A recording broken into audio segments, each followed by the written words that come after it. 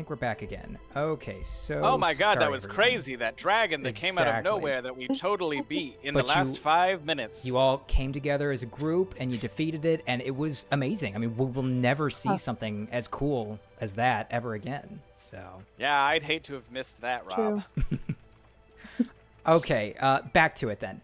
So you pull this kid out from behind the barrels. What were your history checks with respect to finding out if you know what the welcomers are? I got a nat 1. I got a 19. 19. I got 11. Okay. Tim, you know that the Welcomers are Flan's guild of... it's like the Thieves Guild that has been turned into the Freedom Fighters here in Flan.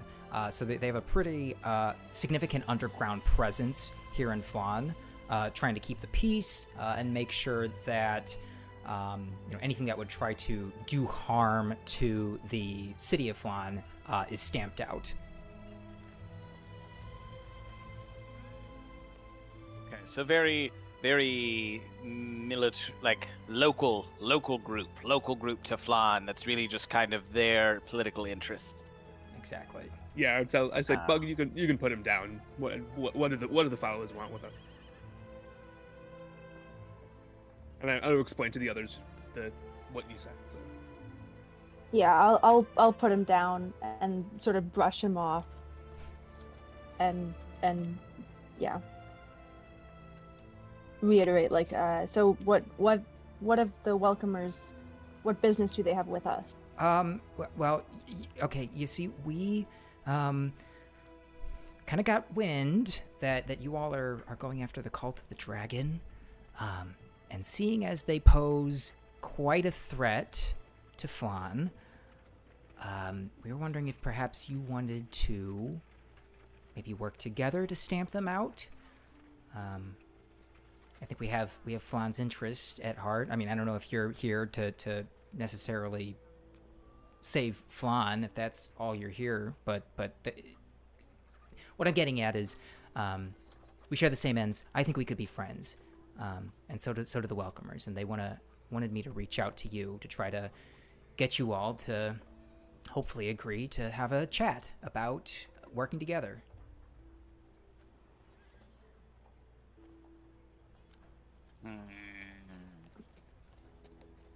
It's just what someone who is working for the Cult of the Dragon would say. Well, okay, I'm not... No. They don't allow kids in the Cult of the Dragon. The Thieves Guild, though, they'll let kids in. Kids are unsuspecting, you know? I'm gonna turn to the other two and say they love child labor in the Thieves Guild. They do. If it works, And it does.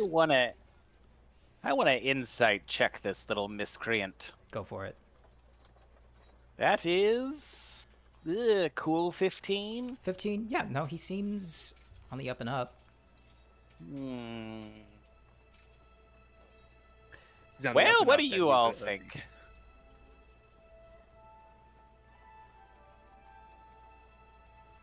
I guess we should hear him out. Yeah, no need to kill the messenger. Let's at least kill. Set up the meeting, and we'll deal with them later. Yes, kill the messenger. Wait, what? Deal with? I'm just a kid. I was asked to be out here. Okay, whatever. I'll take it as a victory that you all are willing to have a conversation. Okay. The Welcomers Hall. It's in the basement of the building, the museum, out on the western side of town. In order to enter, you have to actually go through the back of the building. There's a little cellar door. You have to unlock it, and the way you unlock it is you have to say the password. The password is Flan Forever. Not very welcoming setup, is it, for the welcomers? Well, we're welcoming you. The thing is, we can't, at the end of the day, we're still a thieves guild, so, we can't have the law figuring out where we are. And I'm trusting that you all will obviously keep this information discreet. It's yeah, we're really sticking our necks out, putting ourselves out on the line by asking you all strangers to help us. But I think if it means that Flan is going to be made safer, we think it's worth it.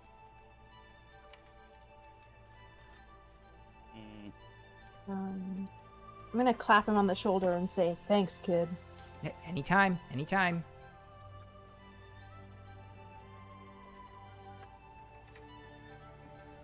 Is he like?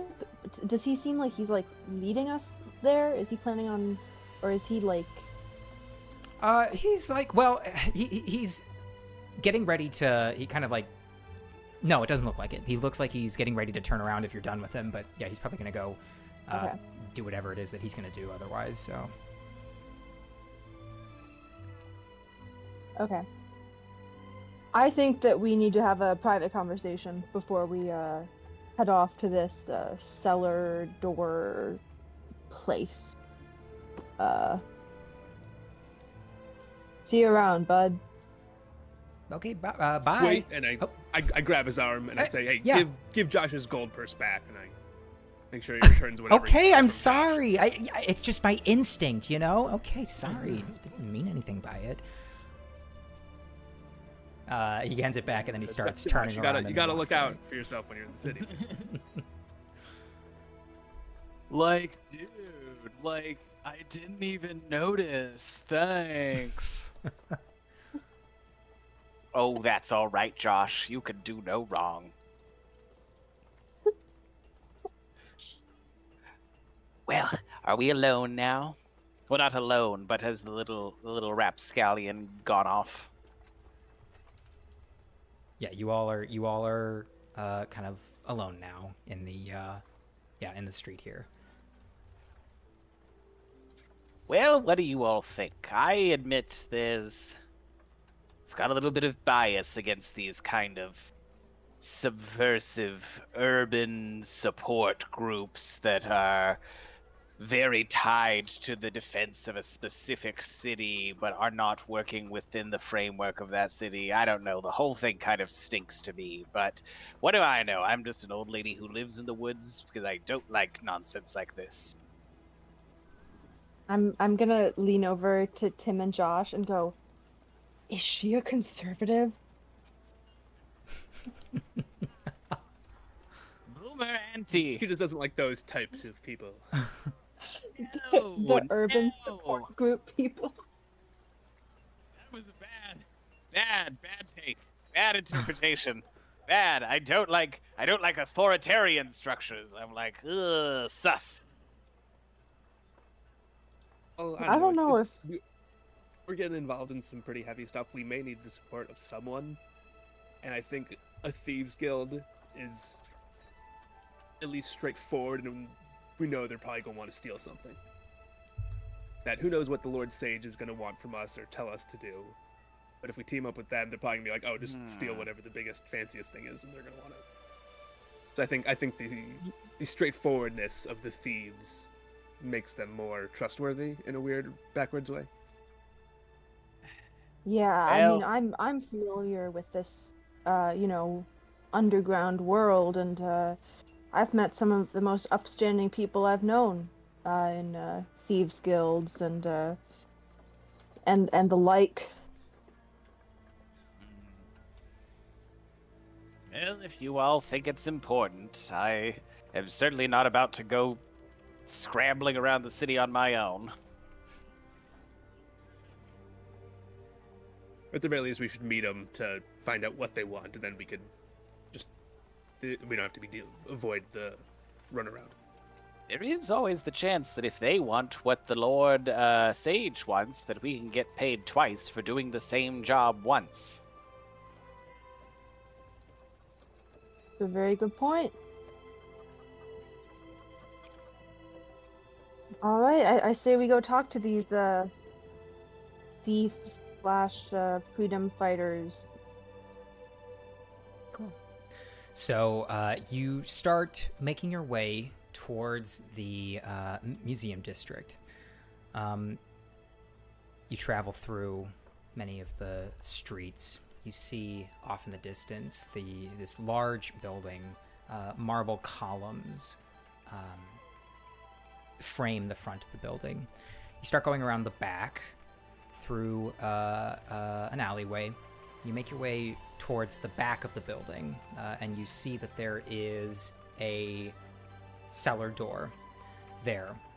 And as you start approaching the door, you see several individuals surround you. And then you see this little boy appear behind one of them. And he says, "You think the Thieves Guild is more straightforward and more trusting, eh? You should have trusted your instincts."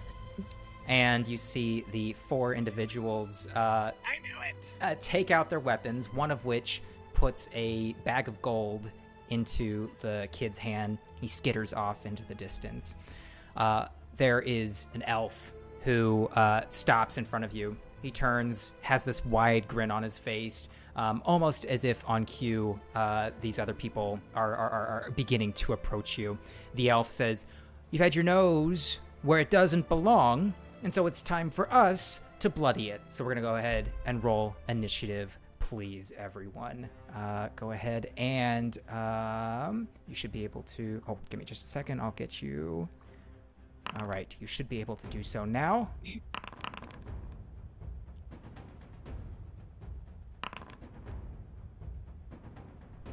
I got a 1. So. Awesome. Oh, great, yeah.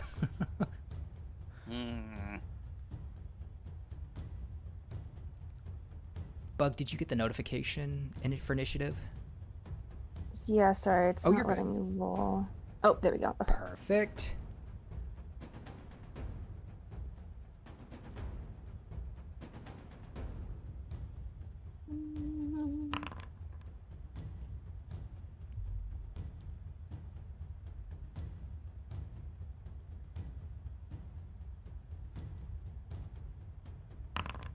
Sorry, my computer's freaking out. You're okay, I think that's an totally 18. Awesome. Okay, so you all see this group of people approaching you. They draw their swords. You all prepare for combat. Josh is going to go up first. What would we like Josh to do?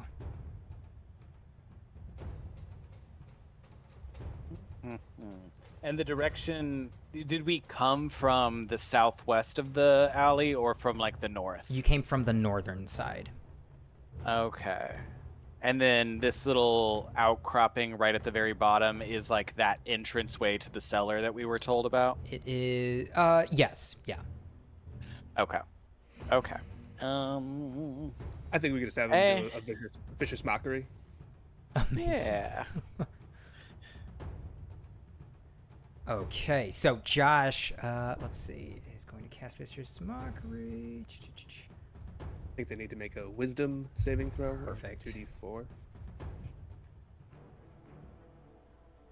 right, so I'm going to start with this one first.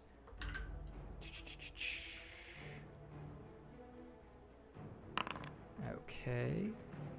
For an 18, and I'm just going to go clockwise. So next up is this one, Wisdom saving throw for a 4, which is a miss. And then Oh, it would this- only be one target, I believe. Oh, perfect. Okay. It's their cantrip. Got it. Okay, then it's going to be this one, which was an 18. Which I believe is a save. Yeah, no damage. Perfect. Awesome. Okay, so that is, I think, do we want Josh to Maybe move? he just backs up behind those that like stack of wooden barrels, like in the Perfect. top right corner. Okay, so he's going to go over here, 30 feet. Okay, that's going to be Josh's turn. Next up is Bug. What do you do? Okay, which one was the one who like came up, like the elf who came up to us? This one. I'm sorry, not that one. This one. Okay. I'm gonna go. I'm gonna just go up to him and hit him with my hammer. I love it.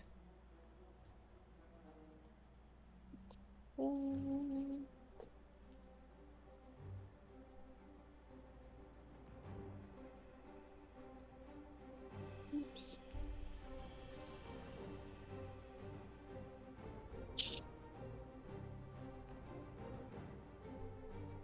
Sorry, I've forgotten like all my controls over the last 2 You're weeks. good. Let's get nasty.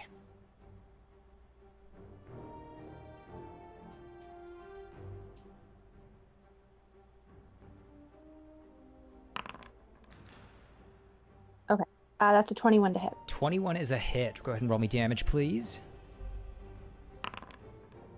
That is 7. Incredible. Okay. And then I'm going to take my second attack.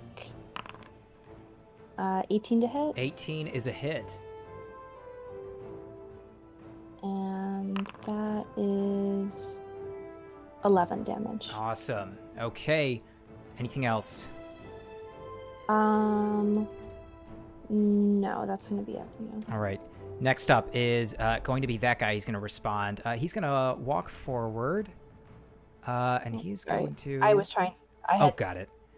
not gone to the spot that I was supposed to be Oh, in. perfect. Okay, then he's going to stay up where he was then. And he is going to take out his greatsword, and he's going to swing it at you, Bug. First attack for a 23 to hit. Silvery Yeah, that'll barbs. Oh, shoot. Okay. So I have He's to gonna re-roll that. re-roll and use Okay. the lower of the 2 rolls. So an 11 to hit. Nope. Okay. And then I'm gonna give Tim advantage. Amazing. Amazing. Okay, second attack, 19 to hit. That if it matches it, it hits, right? Correct. Yes. So Yes, yeah, then just that's a hit. barely hits you. Deals 10 points of damage to you, Bug, as he swings with his greatsword. He's feeling a little more confident. He rears back again, and he's going to swing one last time with his greatsword for 24, which is a hit, dealing to you another 8 points of damage. That's going to be the end of his turn. Next up is... He has 3 attacks. He does. This one right here. He's going to come down 5, 10, 15, 20. He's going to attack you, Auntie. So That's bad. he takes his scimitar, and he swings at you, Auntie, for an 18 to hit. That's gonna hit. Okay, dealing 4 points of damage. Oh, okay. Second attack That's doable. for a critical miss. So you're fine. You're fine. You're good. He swings the first time. He just kind of nicks you, and then he swings one last time, and his sword actually clangs into the stone, the pavement on the ground. You hear a clang echo against the walls around you. That's going to be the end of his turn. What do you do in response, Auntie? Is it my turn? It is. Oh, hell yes. Okay.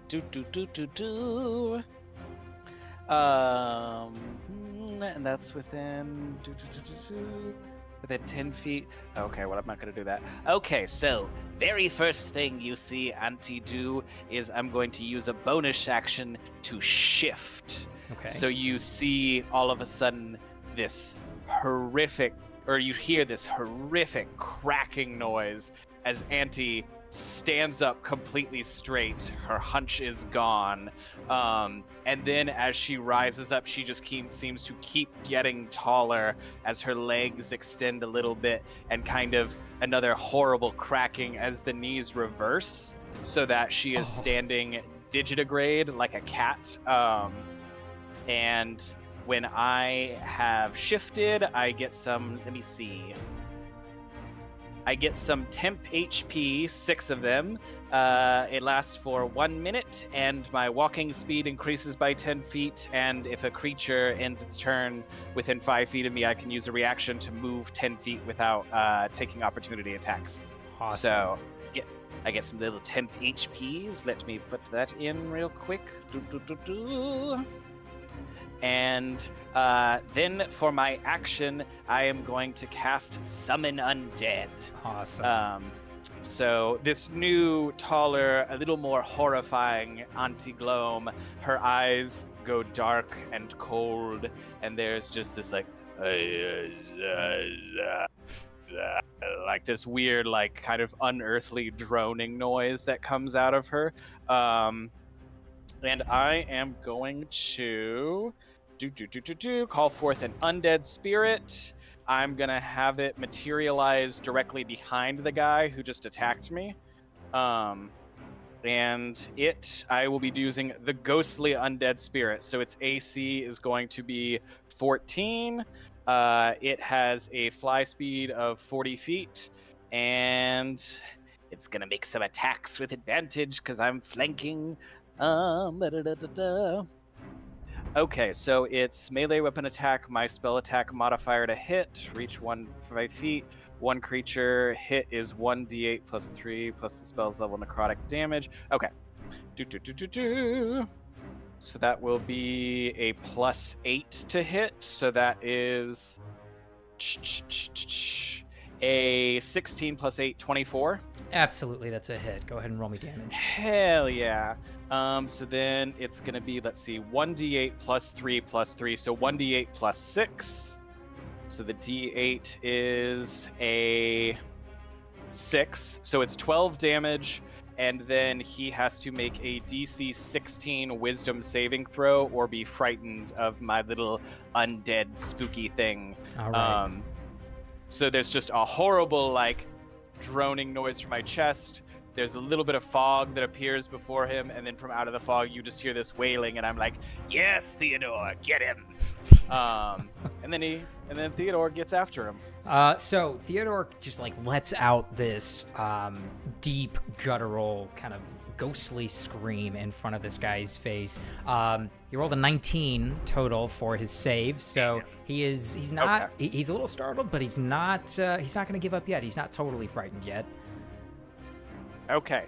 And then I'll just move 5 feet north so that I'm not leaving his threatened area, but I'm still next to Tim and Bug. Perfect. All right. Anything else, Santi? That's going to be it for me. All right. Next up is the bandit back here. He's going to run forward 5, 10, 15, 20. He's going to make a swing against you, Tim. Whoops.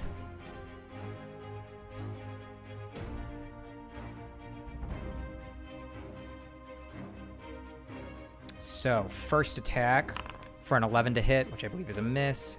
Second attack for a 9. Last attack, critical hit, dealing,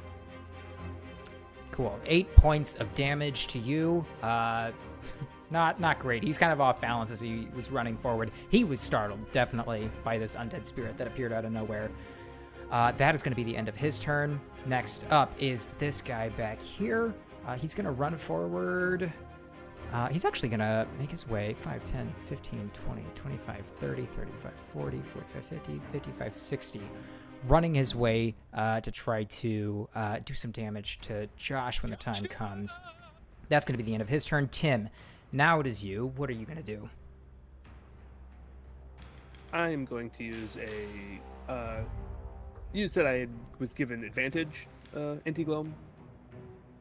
Yes, Or was that advantage debuff? on your next attack, saving throw, or skill check. Nothing. I'm going to first cast Searing Smite as a spell. As my Beautiful. hammer lights up in white hot flames, and I'm going to make an attack roll against the guy in front of me. The spell only it takes effect once I hit them with a spell. Got with an attack. Oof.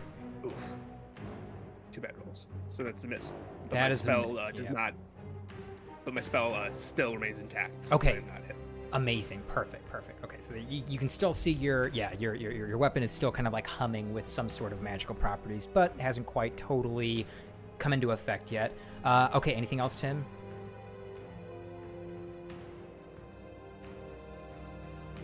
No. All right. Next up, we've got Josh. What's he gonna do? How far is he from... I want to know if he's more than 30 feet away from the 3 bad guys who are coming after us. Not from this one. Not more than 30, but Okay. exactly 30. Yep. So maybe he just casts a first level Bane on this guy right next to him, and then those other 2 that he's close to, they would have to do a charisma saving throw, and if they failed, they would have to like roll a d4 and subtract it from all of their attacks and like things that they do for the next minute. Awesome. Okay, perfect. So I'm gonna go ahead and cast that. Okay, yes. 3 creatures of your choice that you can see within range must make a charisma saving throw. Okay, so I'll start with the first one directly in front. Okay, well, that was a natural 1. Amazing. Target must roll a d4, subtract the number rolled from... Okay, perfect. Do I make that determination right now? The No, d4? I think it's just each time. If you want to Perfect. just roll it once and we can treat that as like the standard number. I think that's Yeah. a classic DM. Every DM does it slightly differently. So it's a Yeah. matter of, do you like to roll it every time, or do you just want to do it once and remember the number? I want to make sure that there's an opportunity where, like, I don't want to, if I roll a 1 right now, I want you all to be stuck with that. So we're gonna make it a continuing roll kind of thing. Make sure we spread out the love, I think. And he's got to keep concentration on it anyways, so it might go Perfect. away if he gets hit by this guy. Amazing. Okay, so I'm gonna make a note about that. I'll just do that. Okay, and now this guy needs to also do this as well. The guy close to him, and then the 2 guys who look Oh, identical. the 2 guys. Yes. Okay, so let's start with this one next. 19. So that's probably good. And this guy Yeah, up I here, think his save is 14. and that's a 16 for this one up here. So just this guy then. Well, whatever. You tried, Joshua, and that's what's important. All right. Do you want him to do anything else? I don't know if we want him to move. If he gets an opportunity attack right away and it hits, then that spell might be wasted.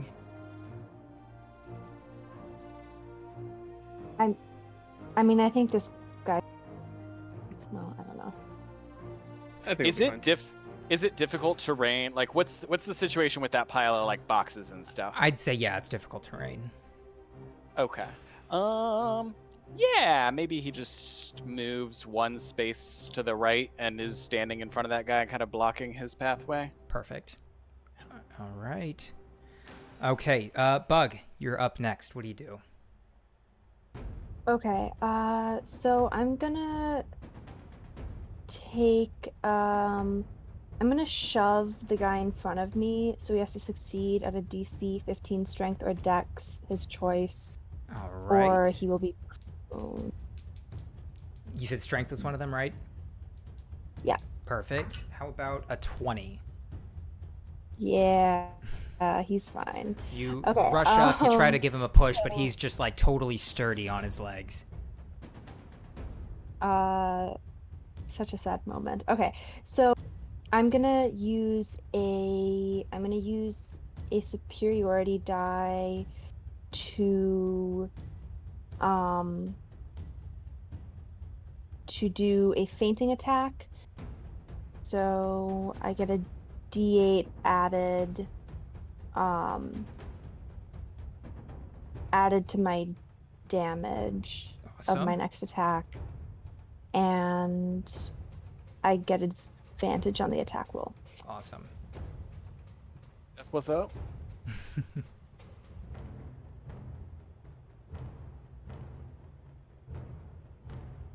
And then I'm going to use that on my maul attack Okay. here.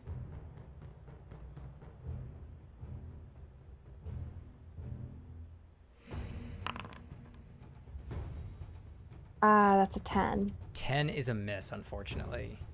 Damn. Yeah, I think that's all I can do right now then. All right. So next up is, I think I switched them around actually. This guy is up next. He is going to attack you, Tim. Let's see. First attack. He takes out his greatsword for 19 to hit. That does not hit. Oh, nice. Okay, second attack. 14, that's a miss. Third attack, an 8, miss. Okay, cool. So I mean, you're just definitely dodging all of behind these. my shield. Exactly. Incredible. Okay, that's gonna be his turn. Next up is this guy. He's gonna. I'm actually not sure. Okay, he's gonna try to attack the spirit because I don't know if he can, but I'm gonna find out right now. He can. Yeah, he's got 30 hit points and his Perfect. AC is 14. Okay, well the first attack was a miss. I rolled an 11. Second attack for an 8. That's a miss. Okay. Does he get another one? I think that's it. Oh, he does. Third attack for 15. You said 14. So was the that? third one will hit, yeah. Perfect. Dealing 7 points of damage as he takes his scimitar, swings it right through the Okay. spirit. That is going to be the end of his turn. Auntie, what do you do? Ooh, all right. I've got a thing that can maybe get me out of this, but it would hurt Bug and Tim.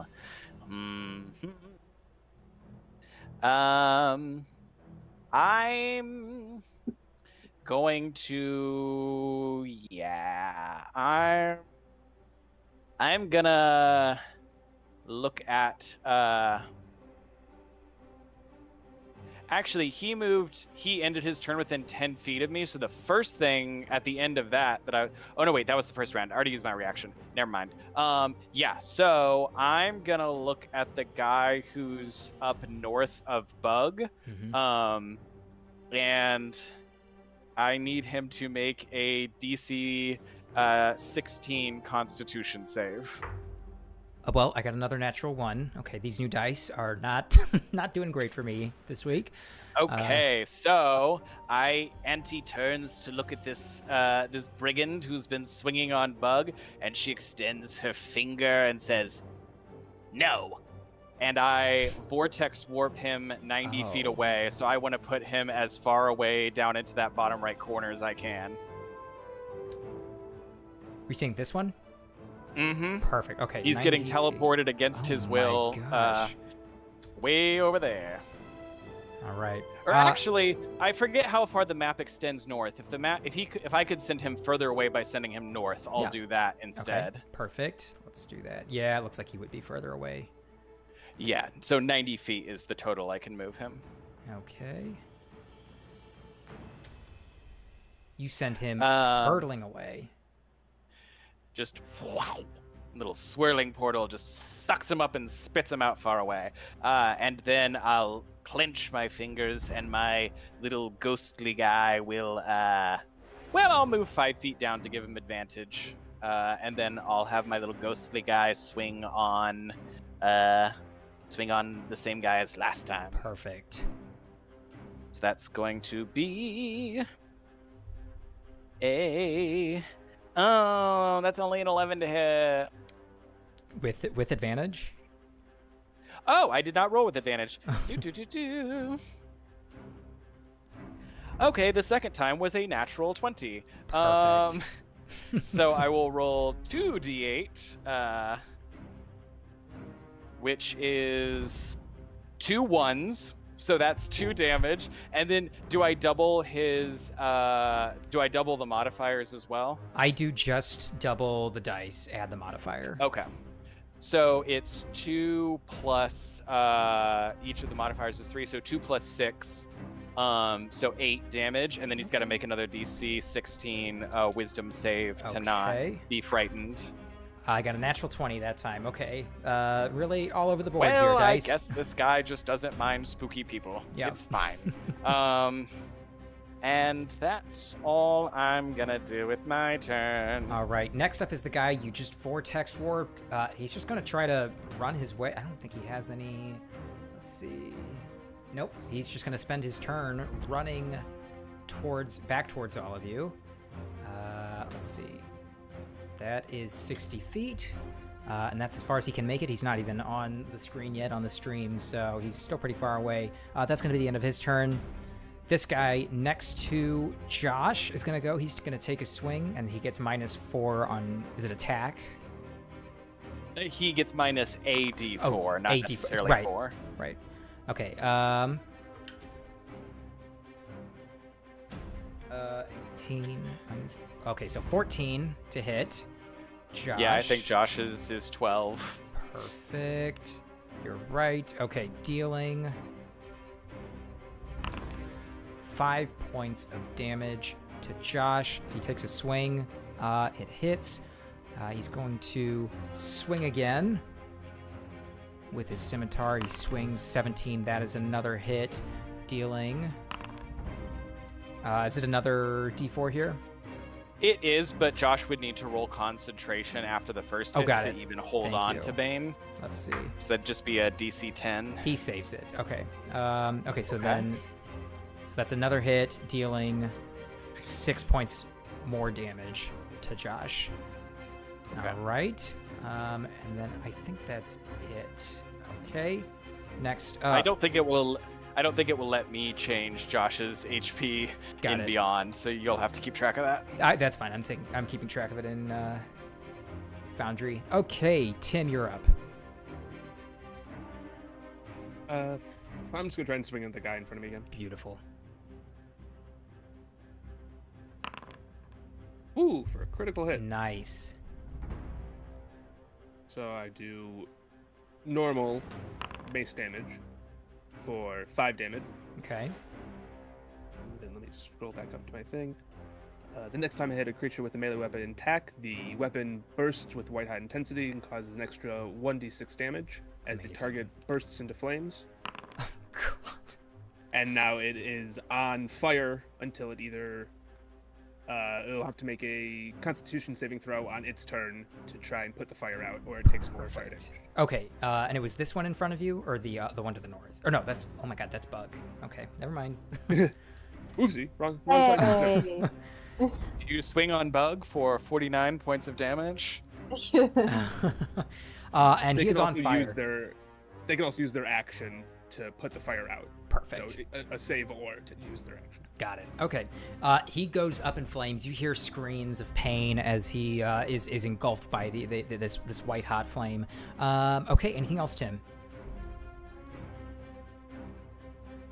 Nope, that's all. All right.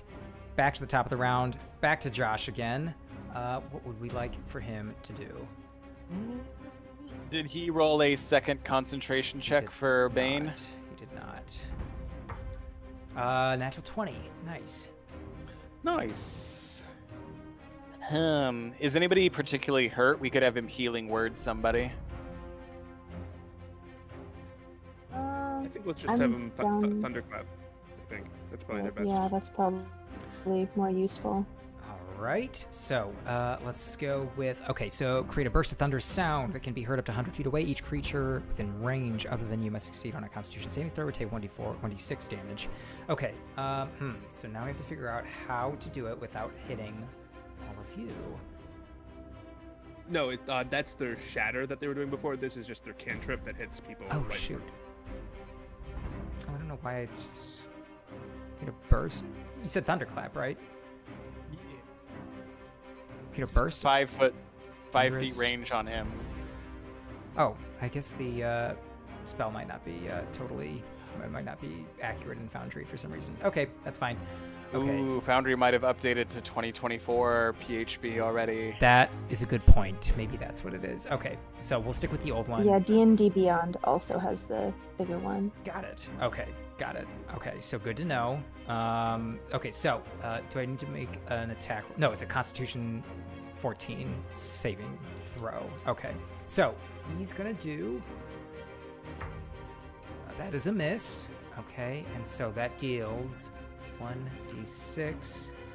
Or is it different from the old spell? 2d6. 2d6. Perfect. Level 6. 9 points of damage as this sound engulfs him. Okay, perfect. Thank you, team. I feel like I'm in the dark with the updated spells now. Cool. Okay, that is going to be. Or do we want Josh to do anything else? I feel like he's kind of just keeping that guy occupied over there. Maybe we let him keep keeping that guy occupied over there. Cool. Yeah, I'd like to think we can't. The pile of boxes and stuff is so huge, so we just hear like madness and chaos going on. Like, Josh has got it. Awesome. Okay, Bug, you're up. What do you do? Can I I'm have gonna- Yes. on my turn? Could I have said with my 6 words, "Bug, go stop the one I've warped"? I can't get anywhere near the one you've warped. Yeah, you can. He's only So- like 30 feet away from you now. Oh, really? Yes, did he move? is. Oh, I didn't Yes, he moved notice that. forward. Okay. But you could Okay, bottleneck him. Yeah. Okay, cool. Yeah, I will do that then. Okay. Cool. In that case, I'm just gonna run up on him and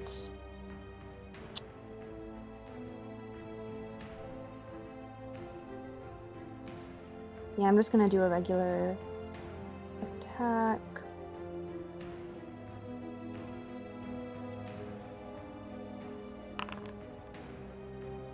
That's 22 to hit.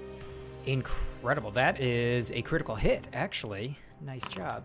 Oh, awesome. Then that is 21 damage. Woof. Okay. Oh, hell yeah. All right. Yeah. How's he doing after that? He's looking a little bit bloodied, but not totally. He's looking still pretty healthy. Got it. Yeah, I'm just gonna take my second attack then. 18 to hit. That is a hit. And another 12 damage. Awesome. Yeah, and that's it. Awesome. Okay, next up is this guy down here. He's going to make another 3 attacks against Tim with his great sword. He swings the first time for 14, which is a miss. If this is the guy who is on fire, he Oh, needs to you're make right. You're right. a Thank saving you. check. Thank you. He's burning alive. Yeah, he doesn't do this Actually, before. Golden Flames. Yeah, before totally. DC yelling in his 14. face. 16. So yeah, he pats out the flames. He's good to go now. Yeah, he's able. Okay, first attack was a 14, which is a miss. Second attack an 18. I don't remember if that's Miss. That's another miss. Man, you have an incredibly high DC. I love it. Third attack with his great sword, 16. So he successfully puts out the flames, but he spent a lot of his attention doing that. Wasn't able to make any hits against you, so that's good. Next up is this guy. He's going to take a swing against you now, Auntie. He takes his scimitar. He is going to swing at you for 15 to hit. Shield. Oh, okay. Nice. So AC will now be 20. Awesome. So that's a miss. Second attack. 13. That's a miss. Third attack. Critical miss. Awesome job. Okay, that's the end of his turn. Auntie, what do you do in response?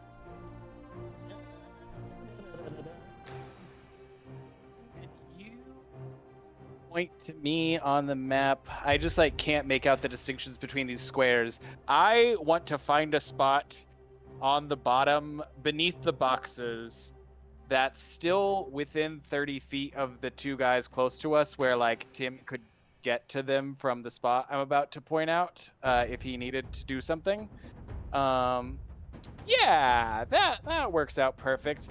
So I'm gonna first of all put my crony hand on Tim's shoulder and say, "Ooh, getting a little crowded over here."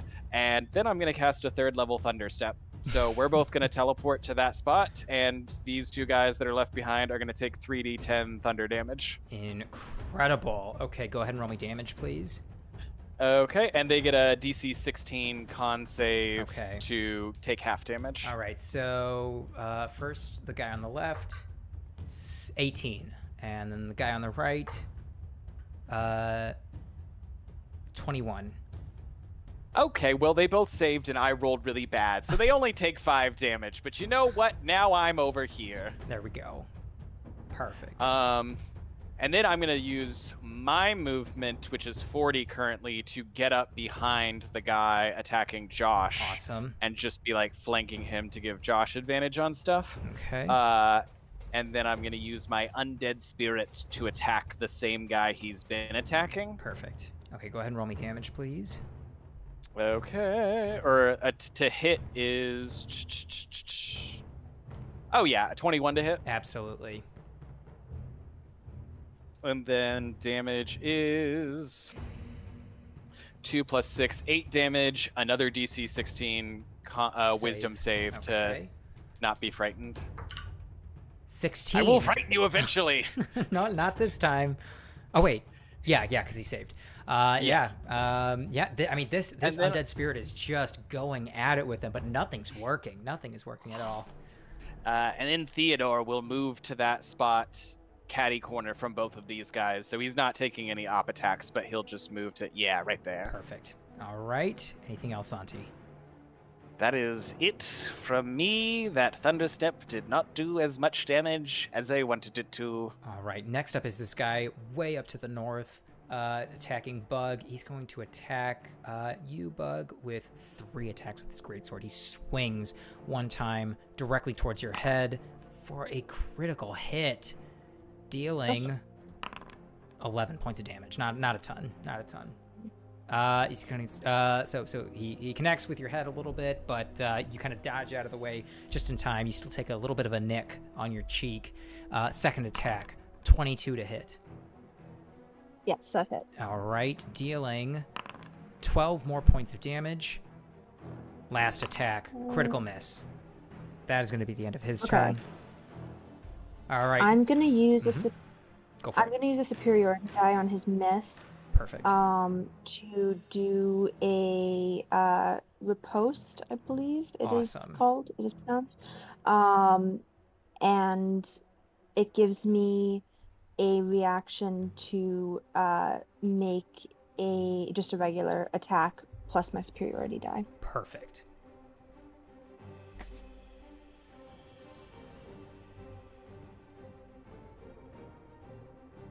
Which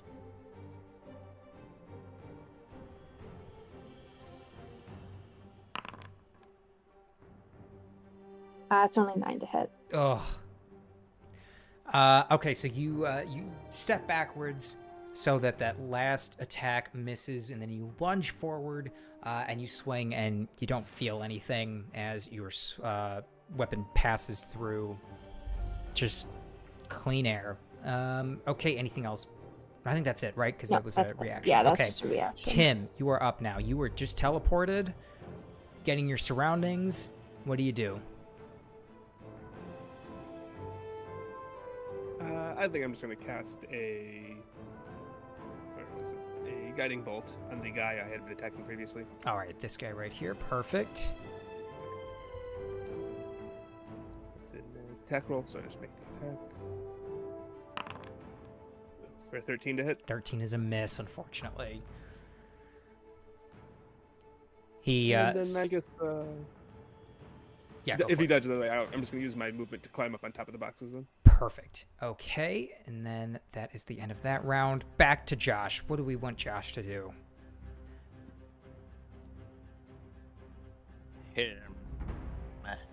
Well, he would have advantage on weapon attacks right now. I don't know how much damage his weapon does. Oh, he's got a dagger, so it'd be a D4 plus 3. The guy doesn't look very good at all. Like, looks like he's in bad shape. Very bad shape, yeah. Ooh, maybe he just takes a weapon attack with advantage. Cool. All right, so that is what Josh is going to do.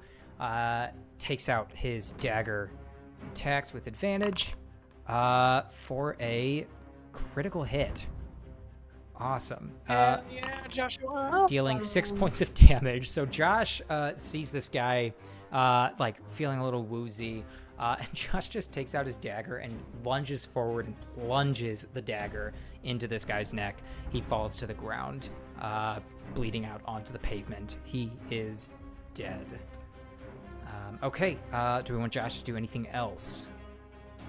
Well, he can move now without taking opportunity attacks.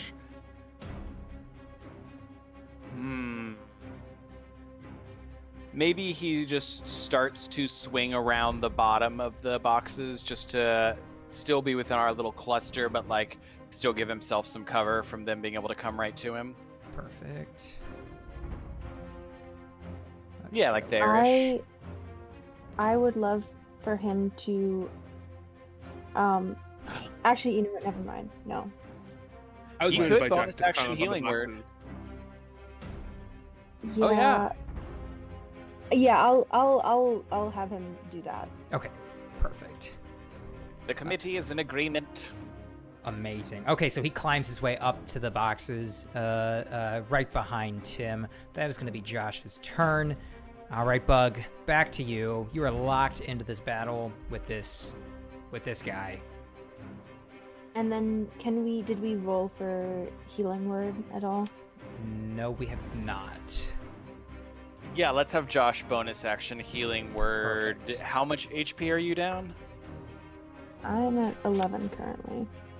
Ooh, maybe I don't think he's using any 3rd level spells. Maybe have him do a 3rd level bonus action healing word. Okay. Yeah, sorry, I don't know what like the protocol is on when we're playing him. So Yeah. like, as could have been keeping track of my HP. Okay, creature of your choice that you see within range. Regains hit points equal to, well, it's 1d4, but this is 3rd level. Casting ability modifier has no effect. Okay. There's an imaginary Ez here who was writing down all of the damage you took and said, yes, this is what I want to do. Yeah. Okay, Bug, you take 15 points of healing from Josh. Beautiful. Awesome. Thanks, Josh. Thanks, Josh. All right, Bug, now what do you do? Okay. I'm just gonna keep on trying to hit this guy with my hammer. Perfect. That's my favorite thing to do.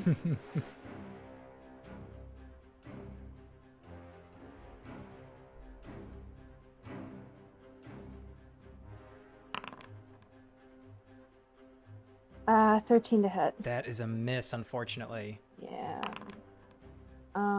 18 to hit. That one hits. That one hits. Okay.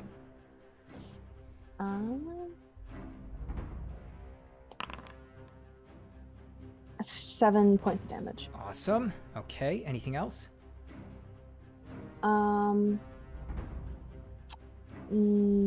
that's gonna be it for now. All right, your first attack misses, but you swing your maul one more time. You connect with his chest, and it hits cleanly. Next up is this guy down here. He's going to attack this undead spirit with his greatsword. He swings one time, 8. That's probably nope. That is a miss. Second attack. That is also a miss. Third attack. That is an 11 to hit, I believe, right? Against the spirit. Oh, 11 does not hit. Oh. 14 AC. Oh, shoot. Okay. Nice. Okay. Because Wow. it's 11 plus the spell's level, right, which right. is 3rd level currently. Love it. Perfect. Okay, so that is going to be the end of his turn. Next up, this one, he's also, I mean, these two are just locked in battle with the spirit. So this guy is also going to swing at the undead spirit. First attack for a 21, which is a hit, dealing 8 points of damage. Second attack, a 17, which is a hit, dealing another 8 points of damage. And he gets one more attack with the scimitar. He swings one more time for a 21 for a hit, dealing another 8 points of damage. Weird. Okay. And Archibald or Theodore is down. Oh no. Goodbye, Theodore. I'll bring you back later. That's gonna maybe be right now. his turn. Yeah, now it's your turn, Auntie. What do you do?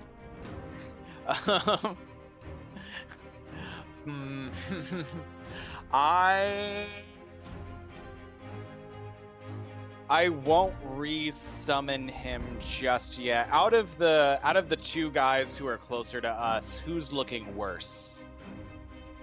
The two guys closer to us. It's that guy. That guy definitely. Okay, so I'm gonna clamber my newly elongated body onto the boxes just to get a line of sight on that back guy. More like next to Tim, if I could. Cool.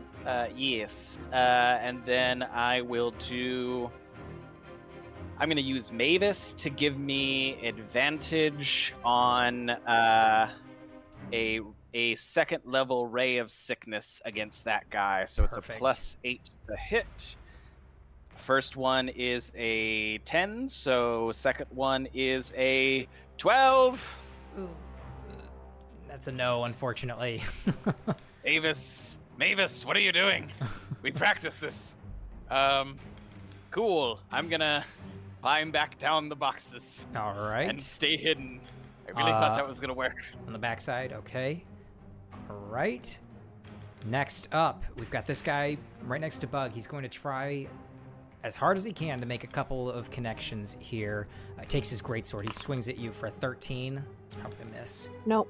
Yep, cool. Second attack, 23, which is a hit, dealing 11 points of damage. Third attack with the greatsword, 14, which is a miss. So he connects once, but you are able to dodge out of the way 2 other times. That is going to be the end of his turn. Next up is Tim. What do you do? I'm just on yeah, his go for it. attack. I'm Yes. gonna use another superiority die to Beautiful. try to get another attack in.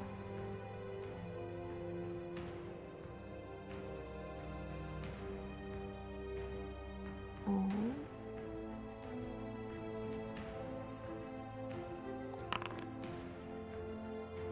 13 to hit. That is a miss, unfortunately. Okay, damn. Okay, All I'm right. done then. Okay, Tim, back to you. What do you do? I'm going to climb down off the boxes. Ooh, can you unpause the game? Oh, yeah, I don't know how Second that hit. happened. Sorry, thanks. One. It's difficult, right? 10, 20, 25, 30. And then, I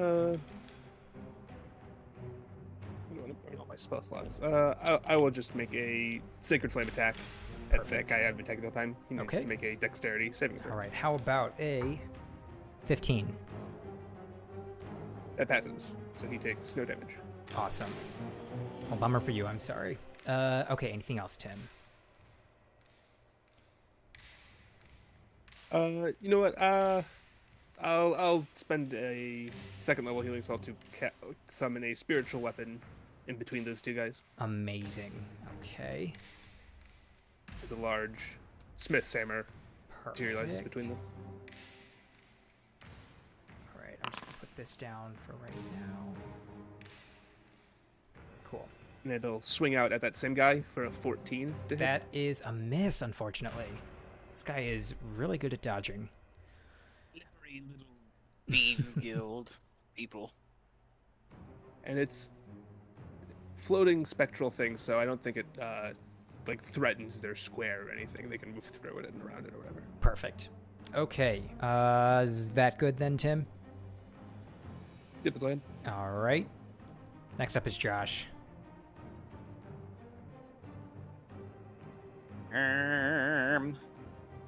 Well, now that none of us are over there, he could maybe cast a 3rd level shatter on those two guys right over there together. That what we're thinking? Yeah. Let's do He's it. still got 2 3rd level spells he hasn't used.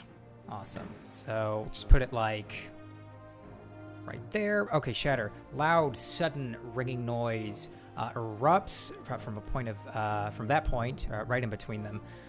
Creature takes 3d8. Okay, let's make a Constitution saving throw first. Okay, It'll be 4d8 if he's doing 3rd level. got it. Okay, so the guy to the left, Constitution saving throw. Natural 20. Okay, and then guy to the right, Constitution saving throw. 12.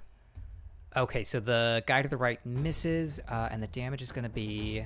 Here we go. Perfect. Okay, guy to the right takes 19 points. After hearing this sound, guy to the left takes 10 points. Right? Yeah, we'll say that, whatever. I don't feel like doing math. Okay. Okay, anything else with Josh? Well done, Joshua.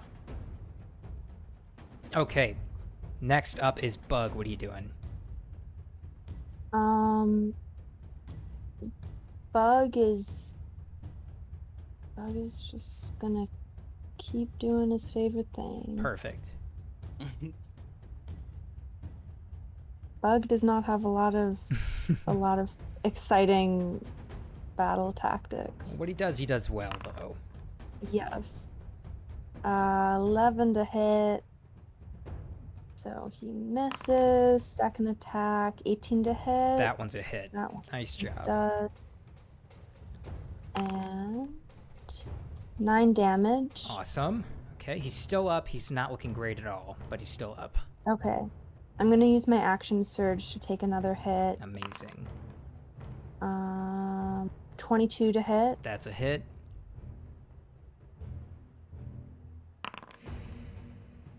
12 damage. He is looking even worse now. He looks like he's. You can see there's blood coming out of his mouth. He's looking all bruised up, taking this beating. Okay. And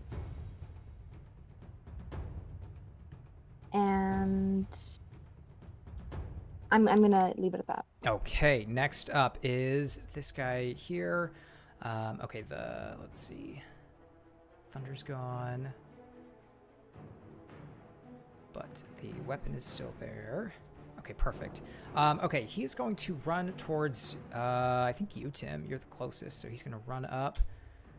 He's going to swing at you with his greatsword. First attack for a 9, which is a miss. Second attack, 23, which I believe is a hit, dealing 8 points of damage. And he gets one more attack against you. He swings one more time for 7, which is a miss. That's going to be the end of his turn. The guy behind is also going to run forward 25 feet. He takes a swing at you, Tim, with his scimitar. First attack for a 19. I believe that is a miss. Second attack, 13, which is a miss. And he gets one more attack for a 17, which is another miss. Tim is just like dodging everything. Incredible. That's going to be the end of I'm his just turn. like cowering. Like, That's right. I'm shielded. Please, and I'm just no. Clang, clang, clang, clang, clang. Yeah. I mean, any passersby, though, are just like totally enthralled by your combat prowess, though. I think. And they're not doing anything? Go! Get help! Get the city guard! It's just another day in Flan. Okay, next up is Auntie. What do you do? This okay. I'm gonna clamber up on those boxes again and give this another shot. Perfect. I'll have Mavis. Am I within 60 feet of Bug? Yes, you are. Perfect. Okay, so I'm gonna have Mavis give me advantage on a. Oh, never mind. That's not a spell attack roll. I'll go ahead and do it anyways. I'm gonna do Toll the Dead on the guy closer to me, so it'll be 2d12 damage, and it's a DC 16 Wisdom.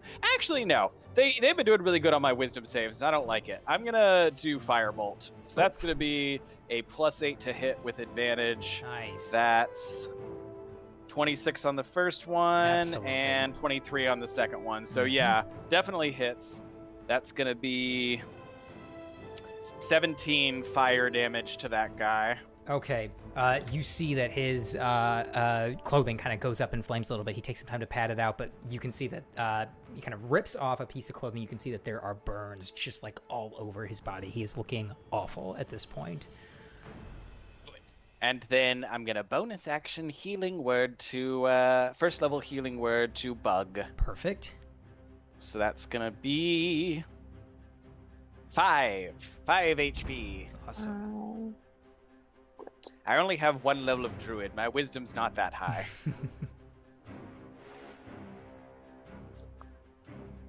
All right. Anything else, Auntie? I'll maybe clamber down the boxes and get behind Back again. Josh. Oh, behind Josh. Okay. Yes, Perfect. I don't need to be up in the mix necessarily. Okay. All right. Next up is this guy back here, locked in battle with Bug. He takes another swing with his great sword. First attack for an 11, miss. Second attack, 13. That is also a miss. Last attack, that is a critical hit, dealing 18 points of damage to you, Bug. Okay. I'm at 2. Okay, you're hanging I have on for dear life. I That's have some backups if I get really, Yeah. it's okay. You're, We're good, guys. It's okay. you're fine. You're fine. Okay, Tim, back to you. You got 2 people around you. The guy to your south is looking like he's hanging by a thread. Well, I guess I will use my bonus action first to move my spiritual weapon over and try to attack him with that. Okay, perfect. Moves right on over. Or 12 to hit. 12 is a miss, unfortunately. Okay, well then I guess I will just. Yeah, might as well just use my spells. I got it. I will make a spell attack with inflict wounds on that guy.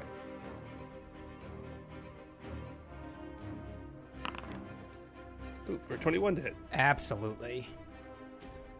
Feels good to get a little down in the dirt, doesn't it, Pally? For 18 damage. To whom now? To the south, or right below you? Yeah, the weakest guy you said. How about you explain to me how you take him out?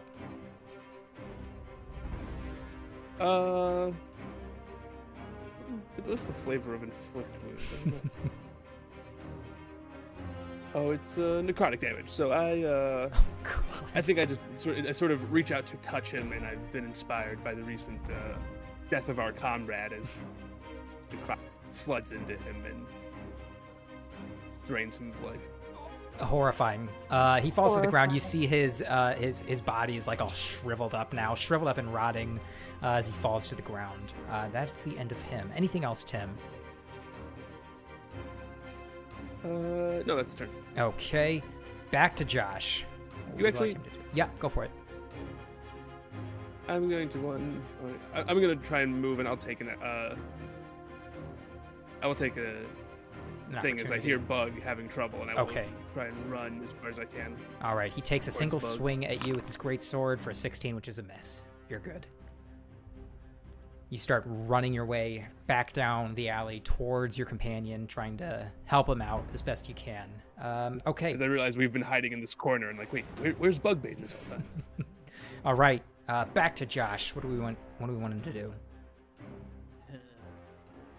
He have some kind of weird blowgun He whistle does. thing. Yes. Can he do that on the guy that's back close to us as his action, and then use his last third level spell slot to do another healing word on Bug? Perfect. Okay. So he takes out his blowgun. He puts it up to his lips. He blows. And it embeds the needle embeds into the wall behind this guy. But okay, he closes his eyes. You can see this light beginning to engulf Bug, healing him for 7 points of damage. I'm assuming Josh is going to stay there, right? Yeah. Cool. Unless we want to put him in melee with that guy who's left to keep him from going after Tim, but It's fine. copy. Yeah, he could stay there. Cool. All right, Bug. You feel a little more rejuvenated again for like the third time this fight. This guy in front of you has been a pain in your side. What do you do? I'm gonna. So if I'm passing through this guy in like a confined space, is that just like difficult terrain, or is there some other? So you don't actually have to. So the lighter stone to your right is just like sidewalk. Oh, okay, got Yeah, it. the darker stone is I just like thought a we were I looking thought street. it was a wall too. Oh, sorry, Tim. Got it. I thought they were walls.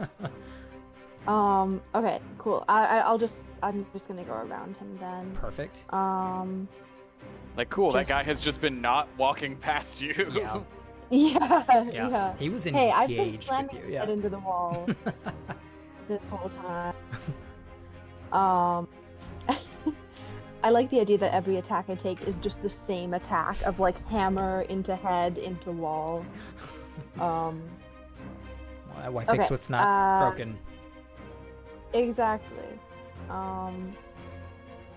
Okay. Yeah, so I'm just leaving some room for him to flank this guy. Amazing. And then I'm just gonna take my normal attack. That's a 16 to hit. That is a hit. Okay. 6 damage. How do you take out this guy? Hell yeah. Okay. I think there's like a at this point there's like a enormous like dent in the wall next to us, and so it's a pretty gnarly, like I just for the last time hit my maul into his head and into this big like forming hole in the wall to the point it's like, so it's sort of like the crushed rocks like embedding in his head with the like pressure of my hammer on the other side. So it's a pretty gnarly, like he wouldn't really be recognizable at this point. Yeah. Wow, I'm just envisioning Tim is running up, yelling, I'm gonna help you, Bug, and you see that. Yes. Yeah. And I just do that and go and sort of like I'm good. Incredible. Okay, anything else, Bug? I'm just gonna I already used some of my movement, but I guess I'll just You can second wind. I Use the rest of your movement to walk back and forth over his corpus book.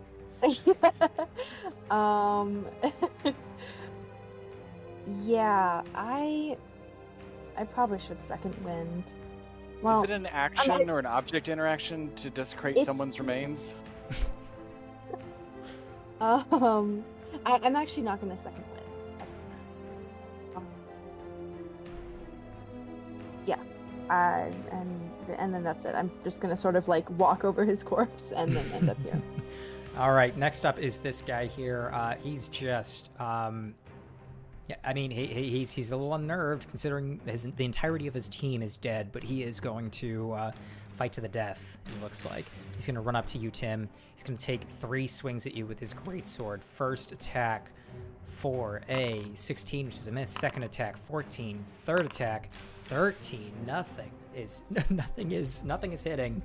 He just keeps hitting your shield that you have raised. Okay, that's going to be the end of his turn. Auntie, what do you do? Oh, well, I'll just move as many feet as it takes to get in a straight line directly behind that guy. I'll have Mavis swoop in near him to give me advantage, and I'm gonna do another second level. Gonna do another second level Ray of Sickness. So that is either a 20 or a 18 to hit. So 20 to hit. Okay, that's a hit. Yeah. Perfect. And then that is 15 poison damage. Awesome. And then he's got to make a DC 16 con save or be poisoned until the end of my next turn. Oh boy. Okay, con save. That's a natural 1. Okay, so he's going to have disadvantage on all Disadvantage. attack rolls and all skill checks until the end of my next turn. I mean, it's not like it would have done him any good to not be poisoned anyway at the rate he's going. Okay. Yeah, so it's just like the nastiest putrid, like again you hear this kind of low droning thrum coming from Auntie, like the sound of something skittering and nasty. And then she's gonna just blast him with a weird ray of green nastiness. I love it. All right. Yeah, so that connects. Anything else? That's going to be it. Perfect. All right, Tim, you're up. Okay, so we'll stop in my tracks, seeing that Bug has resolved their issue, and I will turn around and go, "You still, asshole!" I will just hit him with my mace. Love it. Oh, I pinged that like 4 times. For 16 to hit, That is a hit. 7 damage. Okay. Still up. And oh no, use my bonus action to move my thing over, and it will make the Perfect. attack on him again. All right.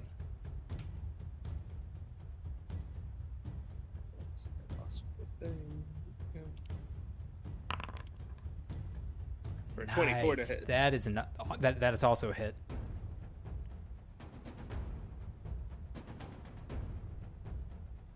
Oh, it does do. I forgot it. It never does the damage on that properly.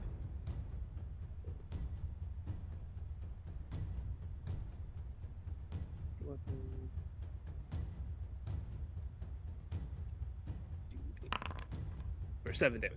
Awesome. He is just barely hanging on at this point. All right, anything else, Tim? Nope, it's up. All right, back to Josh. What do we want him to do? Kill him. Yeah, viciously mock him. Okay, all right, here we Oh, go. wait. Do we want to keep somebody alive, Bug? Do we need somebody to talk to? Or... Well, I mean, we've already been told that he's going to fight to the death, so I feel like Okay. maybe not These that. are petty thieves. They don't have anything I'm important. trying to stay open to the idea of not just immediately killing everyone, but I'm also open to it, but they all keep trying to kill us until they die. So I have a lot don't of- know. I have a lot of misplaced rage against that child that tricked us, so I need to take it out on something. That's fair. Okay, so what are we doing vicious mockery then, or what? yeah. Yeah. All right, Yeah. what? You're It's a such cantrip. loser. Okay, just first level or cantrip or Yeah. cool. Only Okay. one Saving option throw. for cantrip. Wisdom saving throw from this guy. How about a? Let's see. 17, which is a save.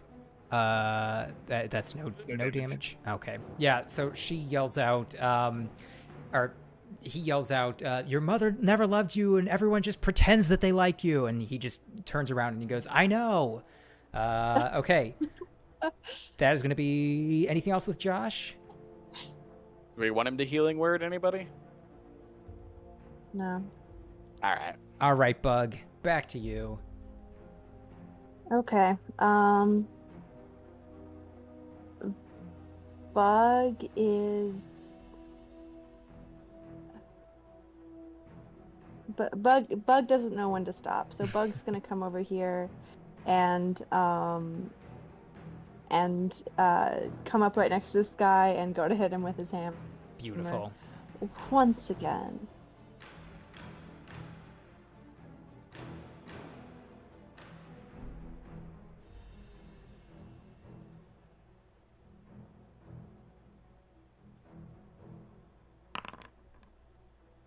$20. Absolutely, that's a hit.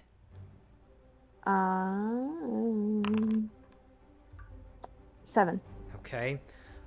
You hit him in in the arm, and you hear this snap as his left arm is broken. He's holding onto his sword with his right arm. He spits in your face, Bug. Okay, I'm gonna take my next attack. Oh, only a 14. 14's a miss, unfortunately. you're Ugh, you're wiping the spittle out of your face. yeah. Yeah, that's all yeah. All right, he's gonna. I think he knows that it's the end at this point. He's gonna take one last stand. He takes his greatsword. He's gonna swing at you, Bug, for 3 attacks. 13 to hit.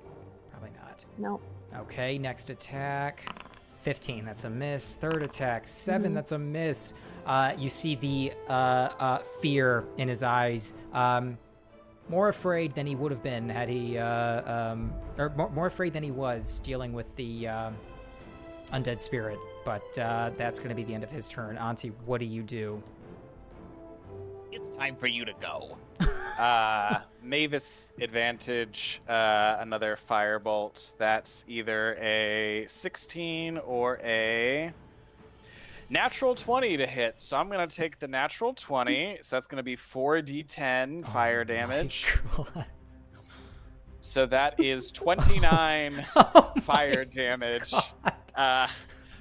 How do As you... Auntie how do you kill him? looks at him and is just like, I didn't want to come here in the first place. You people have been such a pain. Withered old finger points right at him, and these like fire bolts come screaming out, but like you almost see kind of spectral ghostly faces in the fire, like making like mouths agape, making like horrible moaning noises, and they just foo, foo, foo, foo, and all land at his feet, and so then he's just kind of immolated in this burst of spooky fire. That is so spooky. I'm spooked. And so is he. He is absolutely... That is terrifying. Okay, so eventually the flames go out. All you see left is kind of just this pile of what used to be a humanoid. And, I mean, you take a look around, you can see just bodies, you see flames, you see property damage from Bug. What do you do? Bug is gonna spit on this guy in front of me. You sit down, Bug, and No, you... spit. Oh, spit, even worse. Spit. Okay. Yeah. Well deserved. Well deserved.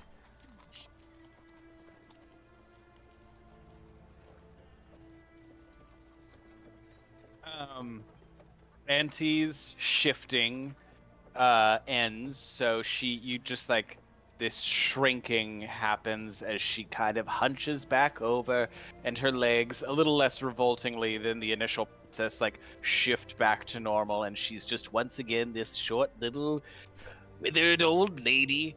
And she says, "I'm tired," and is going to start walking in a circle for 11 minutes, sifting this like salty, powdery substance out of her hand. And I'm going to ritual cast Liamon's Tiny Hut, which is just a magical dome of force that we can all chill in for an hour if we want, and have a short rest and be completely safe. Cool. Unless we want to go in and talk to the people inside first, but like if the people we met outside were this bad, I kind of feel like the people inside are not going to be huge fans of us either. I'm super down for a short rest before doing anything else. Cool. Okay, so you Timothy, Joshua? Agreed. So you all enter the hut. You get an hour's worth of rest. So go ahead and feel free to take a short rest. Team, that was kind of a long combat. I think, so we're at 6:18. Do we want to take a quick, like, 2 or 3 minute break and then come back? Yeah. Perfect. Yeah. All right, Yeah. everyone on stream, we will be back in, like, 3-4 minutes. All right, see ya.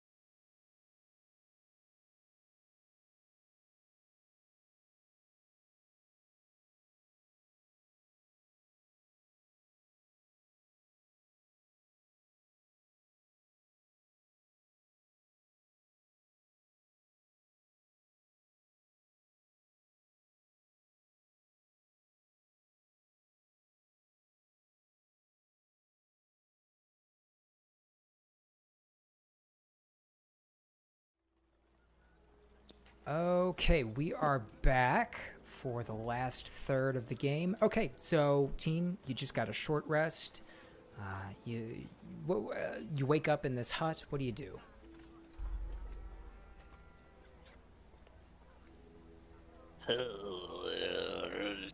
Auntie's just kind of grumbling as she steps outside and starts kicking her feet to scuff up the little ritual lines that she drew to create the hut in the first place. And as she kicks, little fractures appear in the wall of force, and then it just crumbles and blows away like so much dust.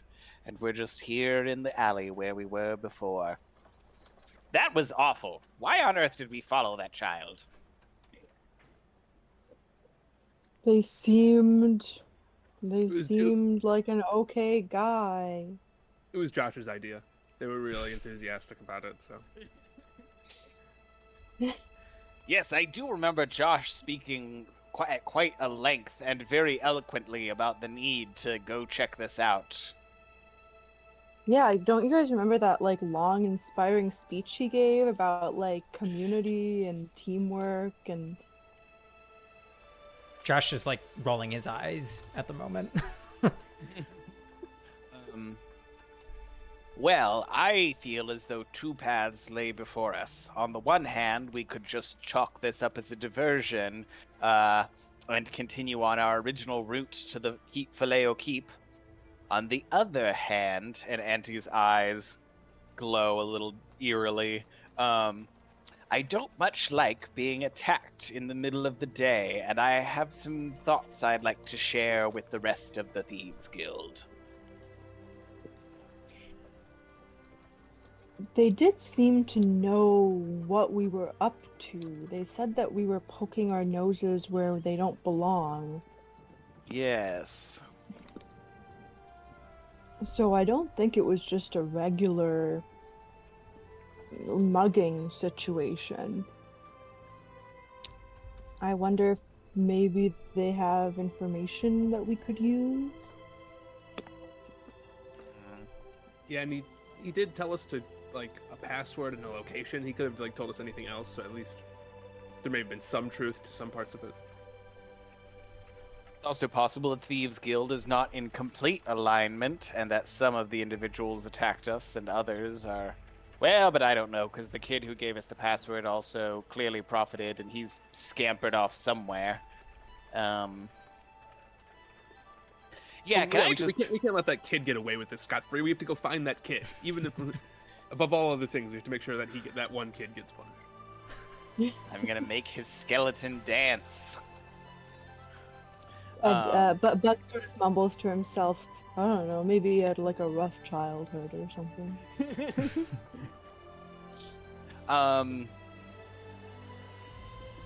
Well, I'm gonna walk down to the cellar entrance that we were originally told about and give it a firm knock on the door.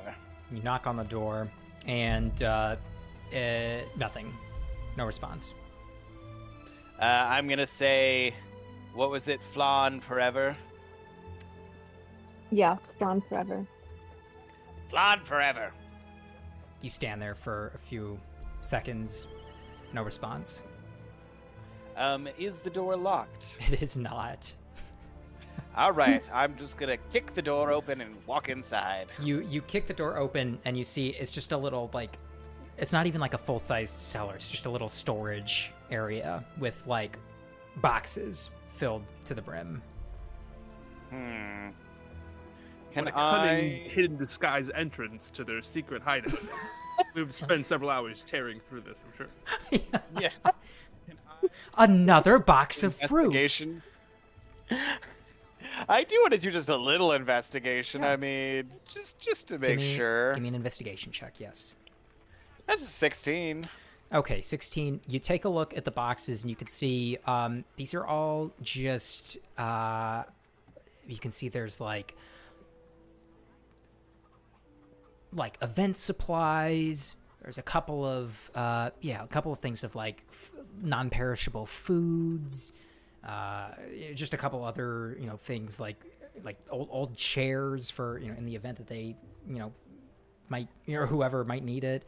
None of it is anything related to thieves guilds or anything. It's just it looks like you were duped is what you gather.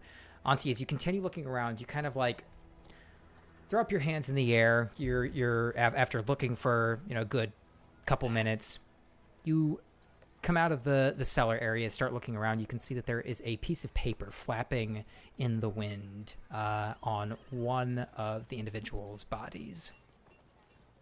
Oh, the one I didn't set on fire. Let me take a look at that. You walk up to this individual, you bend over, you take out this piece of paper, and you take a look at it, and you read it, and this is what you see. Just get it done, Soars. If they find me, then the last 4 months have been a total waste. Ensure that the Whisperer's faith in us was not ill-placed. You take a look at the note, and you can see that it is covered in this kind of very unique bluish ink. You see that it's signed with the letter B. Interesting. I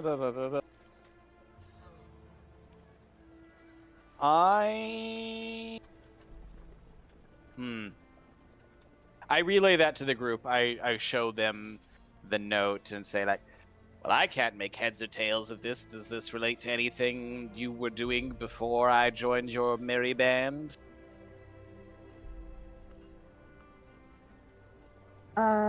Did we hear about the Whisperers before, or is this new? Okay, can I do like a history check then to know if I have heard of them before? Yeah, go for it.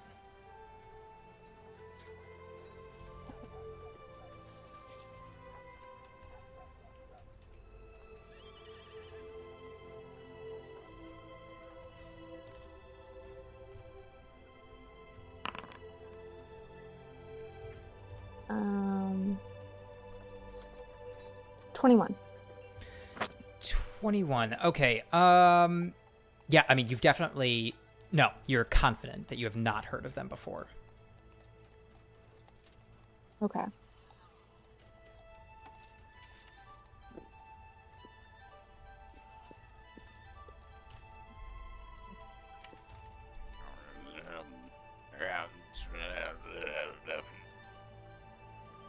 I don't like it. Can I do like an investigation on these people who attacked us to see if I can find any other clues on like where they may have come from or who they might be associating with? Yeah, give me an investigation check, please. That is a 6. A 6? No. Okay. Yeah, you take a look at the bodies. You don't see anything else on them. You see that... You do notice, though, that one of the bodies appears to have probably handled the note, because you see kind of like blue ink splotches on his hand. But that's about all you can gather.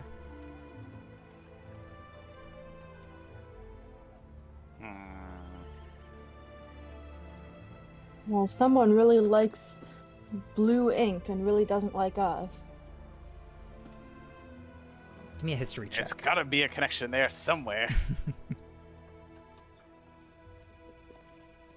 You said a history check? Yes.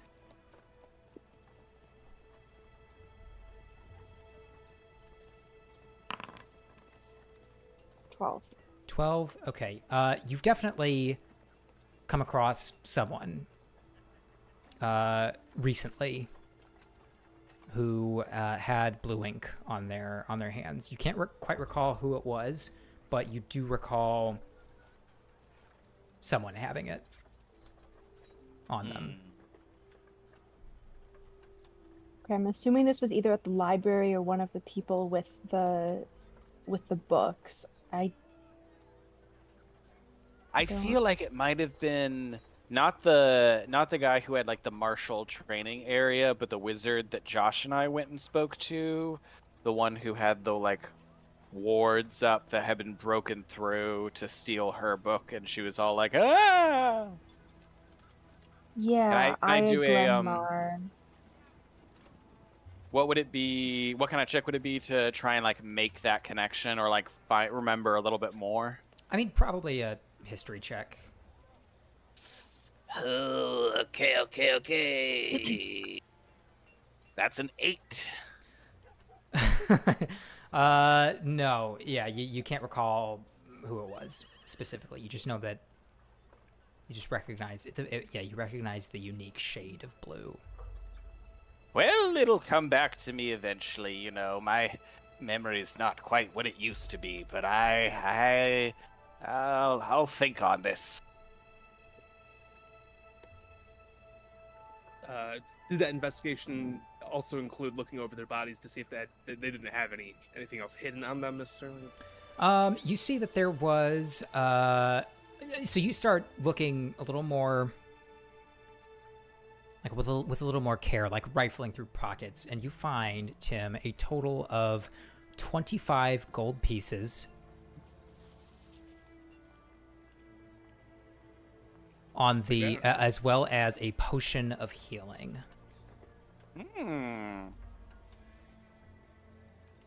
We should give that to Bug. Thank Agreed. you. Thank you. Well, I'll I down was just that. going to Sorry. say, like,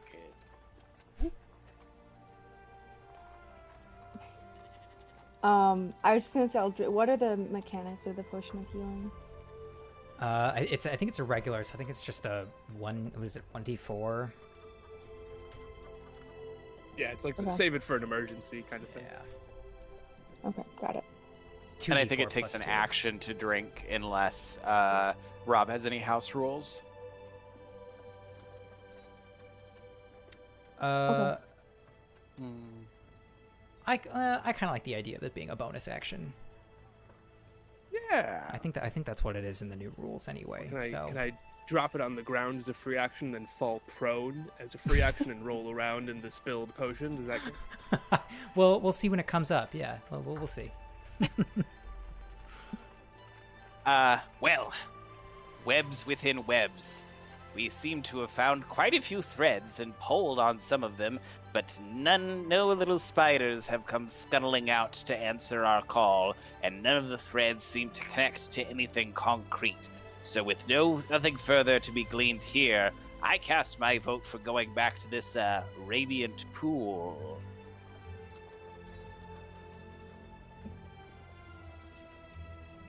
Yeah. Sounds good to me. Okay, so you gather up your gear, you start making your way back into the streets of Flan. You know generally that, at least what you gather, the pool is probably in this Vallejo Keep. You walk up to this massive structure, very, very heavily guarded. And you walk up to, well, what do you do as you approach the building? Is this like is the keep occupied by someone, or is it more of like a tourist destination kind of thing? Like, come see the hall of the great hero, such and such. It is, I mean, it's occupied. Okay. Do we know anything about the current tenants? No, I don't believe you do. I don't believe you have had any information about that. Interesting. Well, easy way, best way. Let's knock on the front door. Question mark? Could I do like a perception or investigation of like the security? You said there's it's heavily guarded. Yeah, give me an investigation check. Okay. Yeah, you're kind of like scoping out the perimeter of the building. Yeah. Is it a situation where like there's like a wall and then it would be like open ground behind the wall, or is the entire thing like covered, like it's a completely enclosed building? It's a totally enclosed building. Yeah, I mean, like it's a huge structure because you can see it's like it's a gray building made of stone. There's like a gate out front. I mean, not like a huge one or anything, but more ceremonial or anything. It's a very ceremonial type building. While Bug is doing their checks at the front door, I just would like to send Mavis to go and do a little reconnaissance up higher. So I'm going to send her to fly up to the top of the walls and take a look around. Okay. Okay, I got a 5. Okay. So you take a look around, and you. I mean, there's just so much going on, and the building, the keep itself, is very well guarded. The gate, the gate is kind of like manned by several groupings of guards that are kind of keeping watch. You can see that in the space between the gate and the building itself, there's a little bit of a couple of other like smaller structures. I should take a step back. The building itself, that is like the main part of the keep. There's a little bit of space kind of in the exterior, the lead up to the building, in between the gate and the building. But it's the keep itself is the main structure here. I mean, yeah, with a 5, I mean, you can't get Mavis to check out, but it's only a 9. Yeah. So with the 5 bug, it's you kind of like walk around the perimeter of the building. You can see that it is very heavily guarded, but you don't see any like weaknesses or that you might be able to exploit to get into the building. Okay.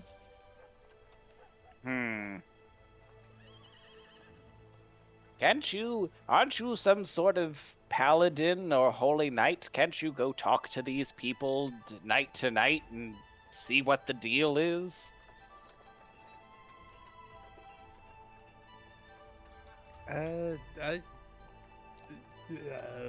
Maybe. Well, you don't have to. I'm just saying. I mean, like, I'm just a weird old lady. Nobody likes talking to me. I feel like Josh might go up to talk to them in this situation. Yes. Send the boy. Okay. I feel like he'd probably like do one of his classic like saunter up and be like, "So how do we get in there?" Josh walks up, I guess to like one of the guards at the gate, and just kind of like launches into it. Yo, so we were talking with some people after having found some books that say that maybe there's some kind of like really rad stuff happening in the basement of this building back there. So like, how do we get like tickets to get in, if you take my meaning? And the guard is just kind of like not annoyed, but just like very, very busy today, and just he's trying to like usher Josh kind of like along. He says, "Sir, this is the seat of the Flan government. We're not doing tours or anything today. There's a lot of very important business going on today. Unless you have some sort of appointment, I'm afraid that we're not going to be able to give you any tours or anything today. But perhaps come back. I don't know, next week or something, if that's all right."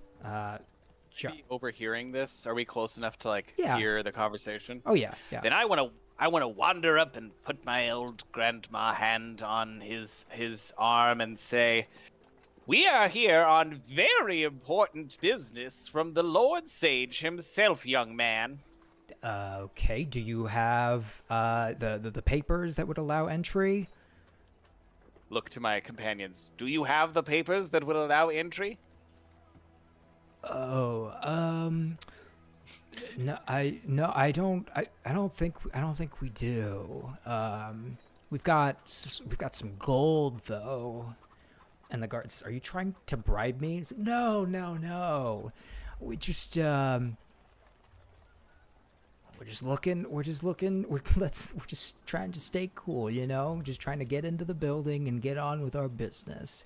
And the guard says, I cannot help you with that. I'm sorry. Is there anything else I can help you with today? Anything else, miss, I can help you with today?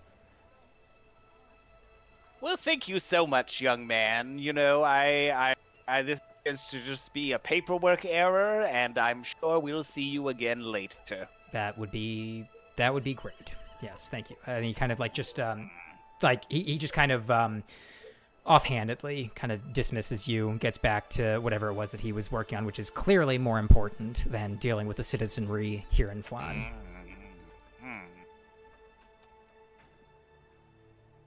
Rude. I don't like him. So what, So we I have to guess go we talk could- to the Lord Sage? I guess so. Get this fancy paperwork. So you turn around, start making the long trek, unsuccessful in your attempts to get into Vallejo Keep. Make your way back to the library. You make your way back inside, and inside you see the familiar now, stacks of books. And you can see that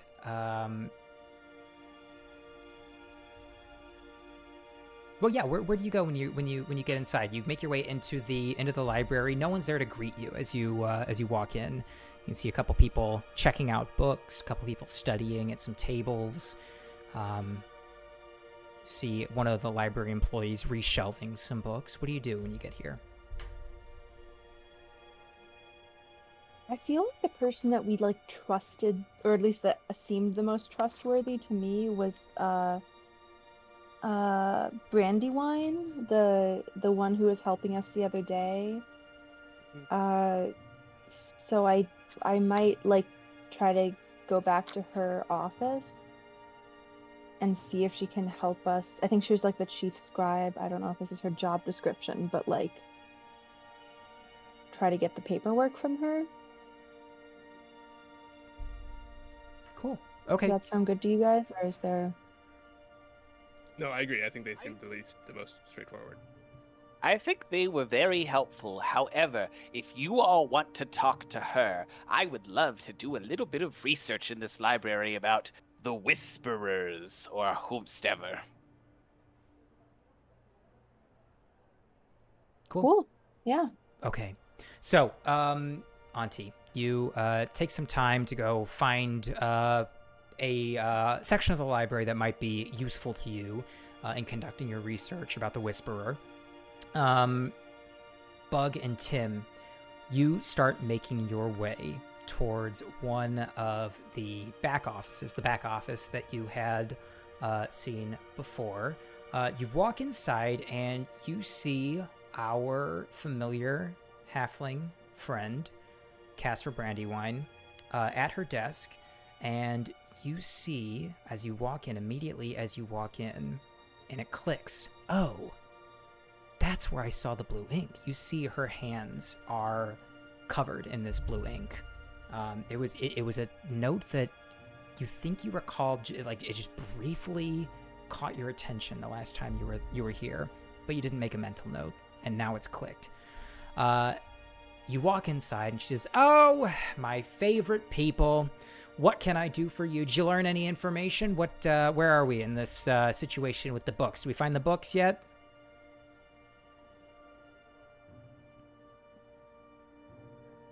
I am going to shoot.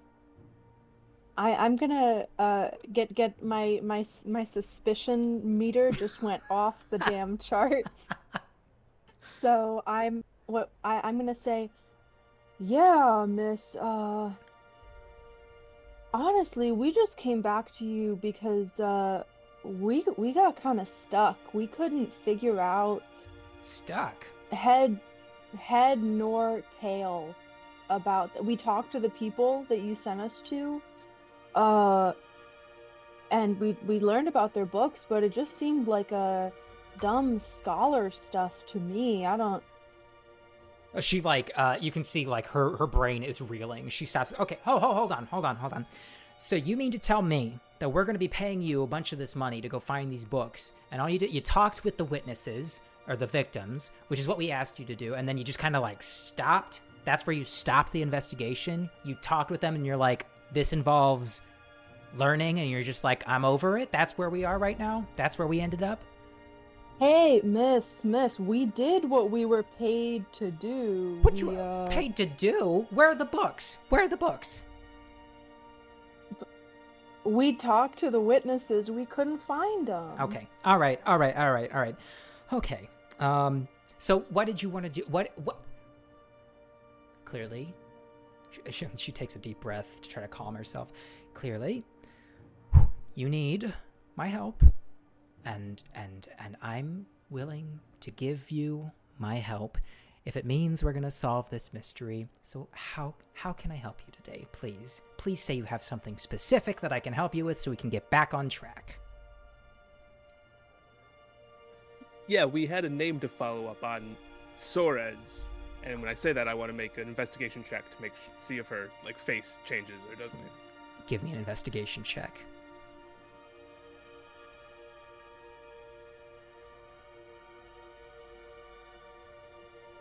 Can I do anything to give him advantage on that? Yeah. What? Give me. I mean, like narratively, like how would you help him with that?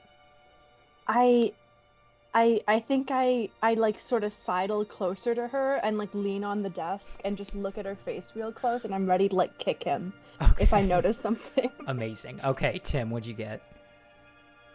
And I said investigation, but I meant insight. So Perfect. Yes. Yeah. I got a 25. Not a change in her face. It's clear to you that she does not recognize that name. She looks towards you. She looks towards you, Bug. We did say it correctly. I go, I meant Soares. It's not a pronunciation issue. She doesn't recognize it. I can't say that I've ever heard that name before. She looks towards you, Bug. Can I help you? Okay, I'm gonna sort of like glance back at Tim and like try to like without words like confirm that we're like on the same page here, like she's cool. And having done that, we share an invisible look. Yeah, okay. And having done that, I'm sort of gonna like sit. I'm assuming there's like a chair in front of her desk. Oh yeah. Okay. I'm just gonna like sort of sit down and sort of like do the earnest like, okay, here's the thing, ma'am. What I just conveyed to you may have not been entirely the truth. Whoa, so you're quitting the job and you're lying to me? No. I'm so sorry for misleading you in your worthy endeavor to find these important books. We just were ambushed by a group of hooligans, and I sort of I'm gonna tell her what this note says. Okay. What this note said, and I guess, yeah, just say that we found a note that mentioned Soares and the Whisperer, and that somebody knows what's going on.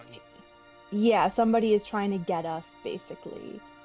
So you read the note, and you take a look at her face, and she gives no indication of recognition.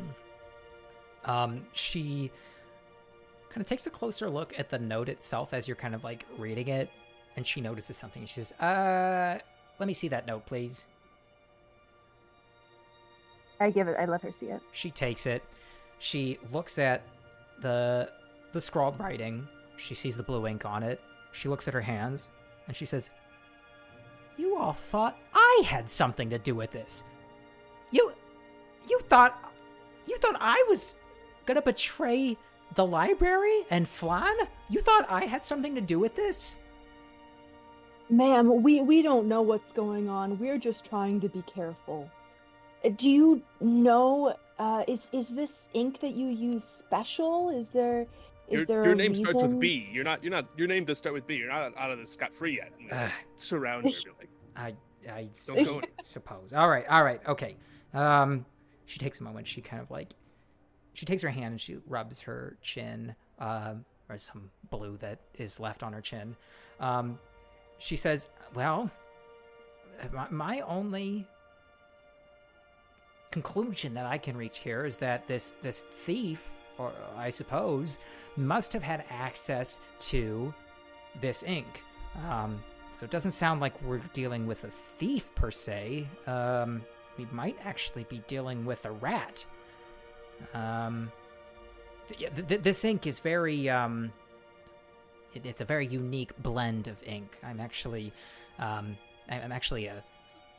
fountain pen enthusiast, and so I spent a lot of time here at the library, writing notes and everything, and so I wanted a blend of ink that was to my standards. And so yeah, we have a vat of this ink here at the library that I use. So they must have had access to the library. Who else uses this ink?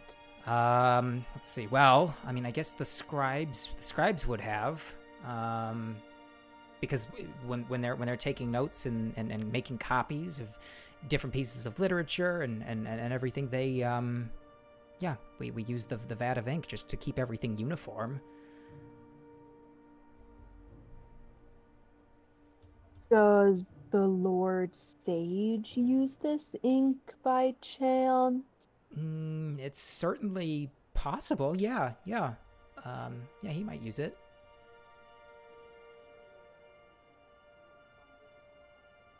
Do you know what his name is? Oh, it is Open Rail. OPANRAEL. Lord Sage Open Rail.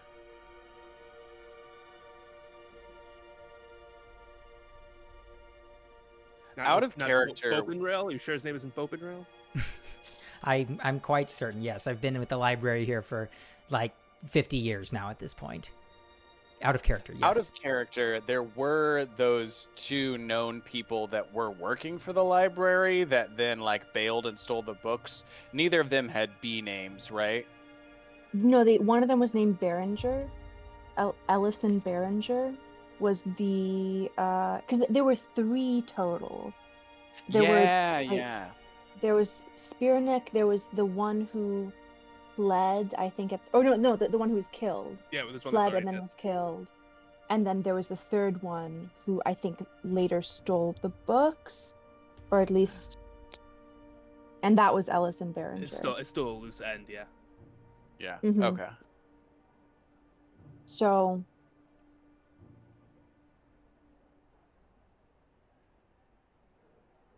Okay, so my name's been cleared. I can see y'all were kind of. I could see the gears turning in your heads for a brief moment, and I just want to make sure that I'm not gonna go to jail. That would really cut into my working time here. You seem like an honorable librarian scribe. My deepest apologies for any insinuations that may have been made by me or others against your name. Yeah, it's gonna take some time for me to get over it, but I get that you're doing your part, you're investigating. Sounds like you are still on the job, which I appreciate. So what's This the is out lead? of character. Then? I just want to put in that I love her so much. She's amazing.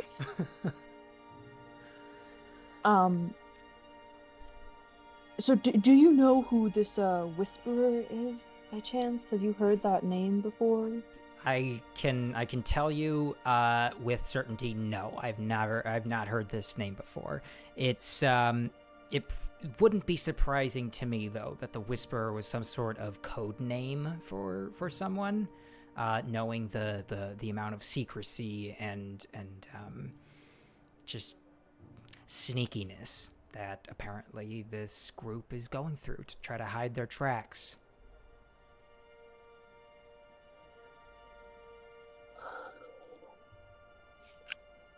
Well, the only other thing that the reason we actually came here was because we found something about this Phileo keep in one of those books that was stolen, or that the owner told us about it, and we need some paperwork to get in there. Would you be able to help us with that? Paperwork for what? To get into the keep and maybe just poke around a little bit. For what? What could you possibly need to look for in the seat of government here in Flan?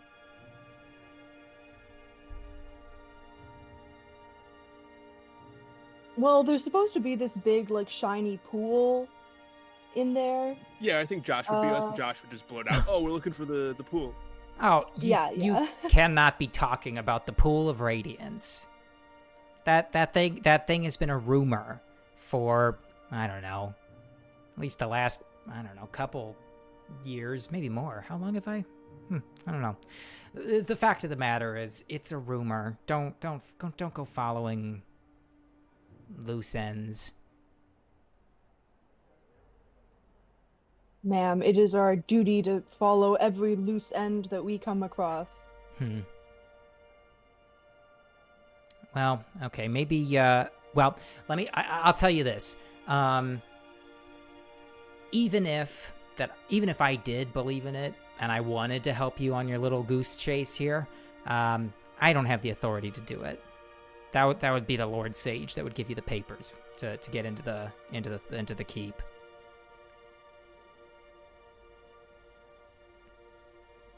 All right, where can we find him?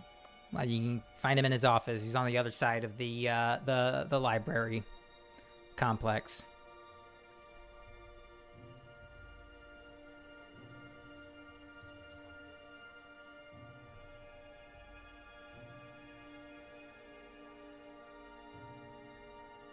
Or, I mean, yeah, if nothing else, I'm ready to go find the Lord Sage. Is there anything else that we wanted to ask her, or? No, I'm trying to like make too much out of nothing. I think it's fine. He's still stick on Boppenheim or Well, no, Boppelheim. it's like, I guess this is one of those weird things of like, in a world where a spell called Zone of Truth exists, do we want to be like, would you be willing agree to go under a Zone of Truth and answer the like? I don't think that's appropriate to do, so I think we just trust her. Yeah, I think that might cause more problems than it would solve.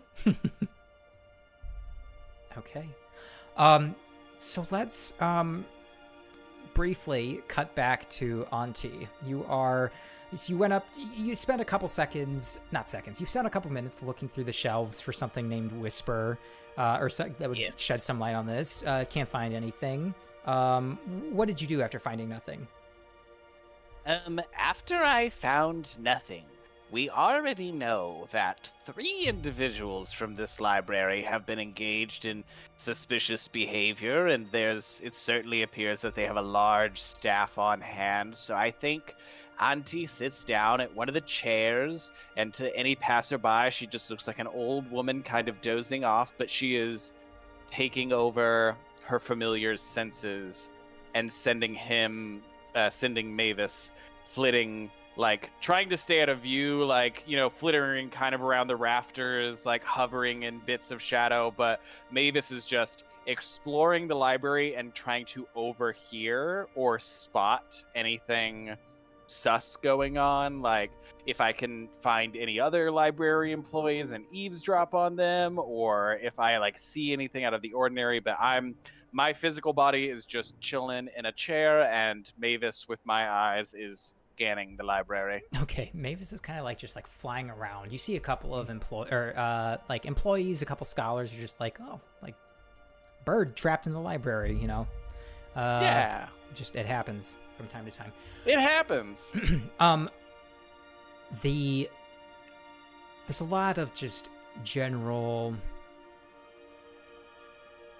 conversations that are going on that are of no interest to you, except that you hear one conversation between two employees. They appear to be scribes sitting at a desk. They're kind of talking in hushed tones. You hear one of them, one of which is an elf, the other is a human. You hear the human say to the elf, "Can you believe what happened? Apparently there are some... The rumors going around is that someone tried to steal some books, and they were scribes." And the elf says, I did hear that rumor. I'm not sure what all is true. What did you hear?" And the human says, "I heard that they caught 2 of them, but there might be a third one out there." The elf says, "Third one, any suspicions on who it might be?" The human says, "I can't know for certain, but word on the street is that it's Elfinriel who might have something to do with this. He was, I mean, you remember he showed up with their Ellison. I'm sorry, Ellison. Well, I don't know him super well, but the word on the street is he showed up with these other 2, and these 2 people got caught trying to work with the cult of the dragon." The elf says, "Ellison, he's he didn't seem like he was untrustworthy to me. I don't think he spent too much time with these new people. They may have started working about the same time, but what does that have to do with them working together?" The human kind of ponders that a little bit, and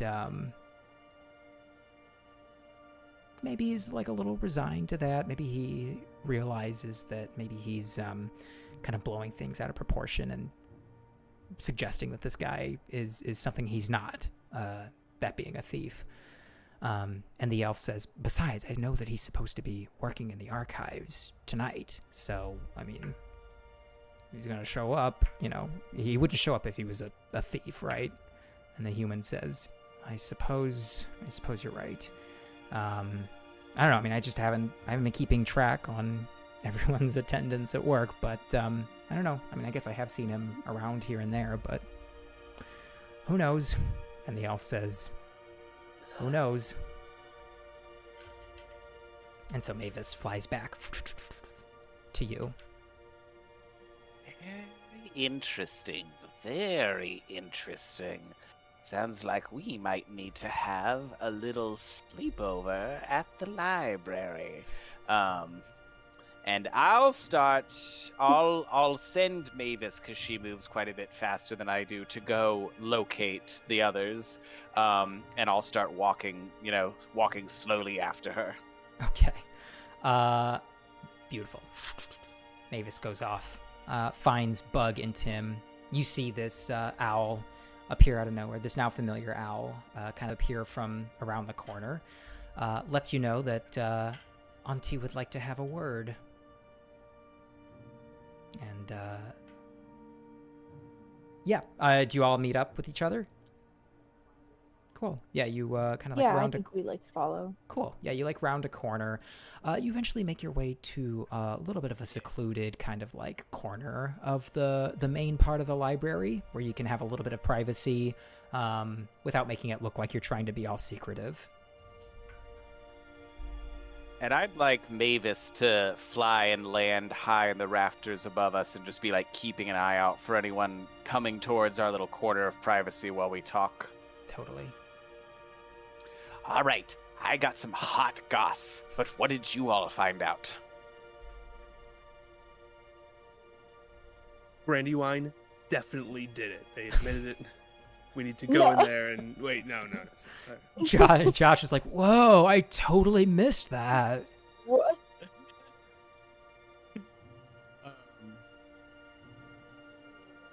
Do you all mention anything about Ellison? What's his face? Yeah, I think what is it? Ellison Barrington, or And we talked Barringer? about the blue ink as well. Yeah, I think we just sort of Yes. recount all the conclusions. Well, I was not aware that he was still employed at the library, but it sounds from listening to some of the coworkers like he will be scheduled in the archives this very night. Perhaps we should have a little conversation.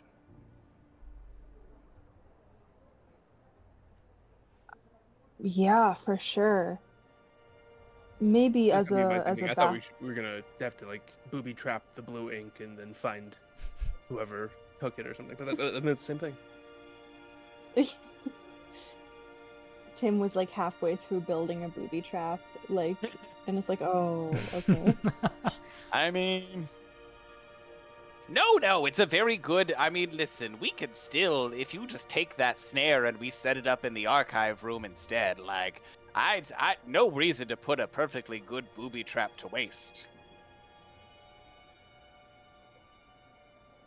We should probably still try to get this paperwork from Lord Scribe Open Mail, so that we can at some point get into the keep. would I understand his shift at the archives to be like after hours? Like the library will be closed when he is here working? Yes. Yeah. Okay. Well, we might also need to get permission from the sage to do a little late night reconnaissance here in the library, unless we want to just try and cut him out of it and like stealth ourselves. If we tell him, everybody's gonna know. We can't. It ruins the whole point. Well, Yeah, I don't trust anybody who has access to this blue ink at the moment, other than Brandywine, who seems like a lovely lady. But I think we should get what we need from the Lord Sage and not tell him anything we don't need to. Which includes Josh. We don't need to tell him the whole thing about the pool of radiance or whatever it is. I think maybe. If you say so, I don't see what the big deal. He seems like a cool guy. Probably get some help, but if you want to keep it a secret, this is your party, man.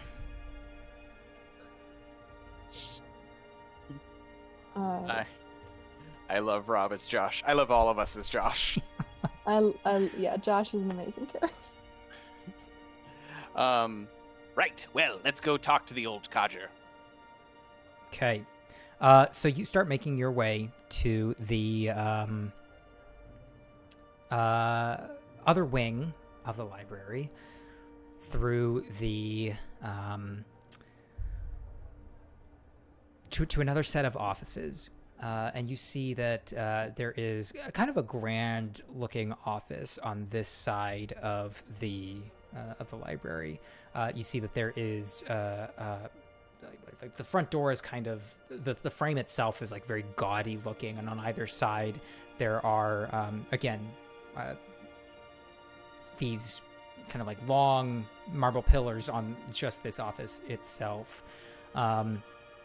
You see that there is a desk on the outside with an individual who appears to be some sort like a secretary on the outside. He is in like his face is in a book, kind of like going through just typical scheduling things like employee schedules and just general paperwork. He sees you as you are kind of like walking towards the front door, and he says, do you have an appointment with the Lord Sage?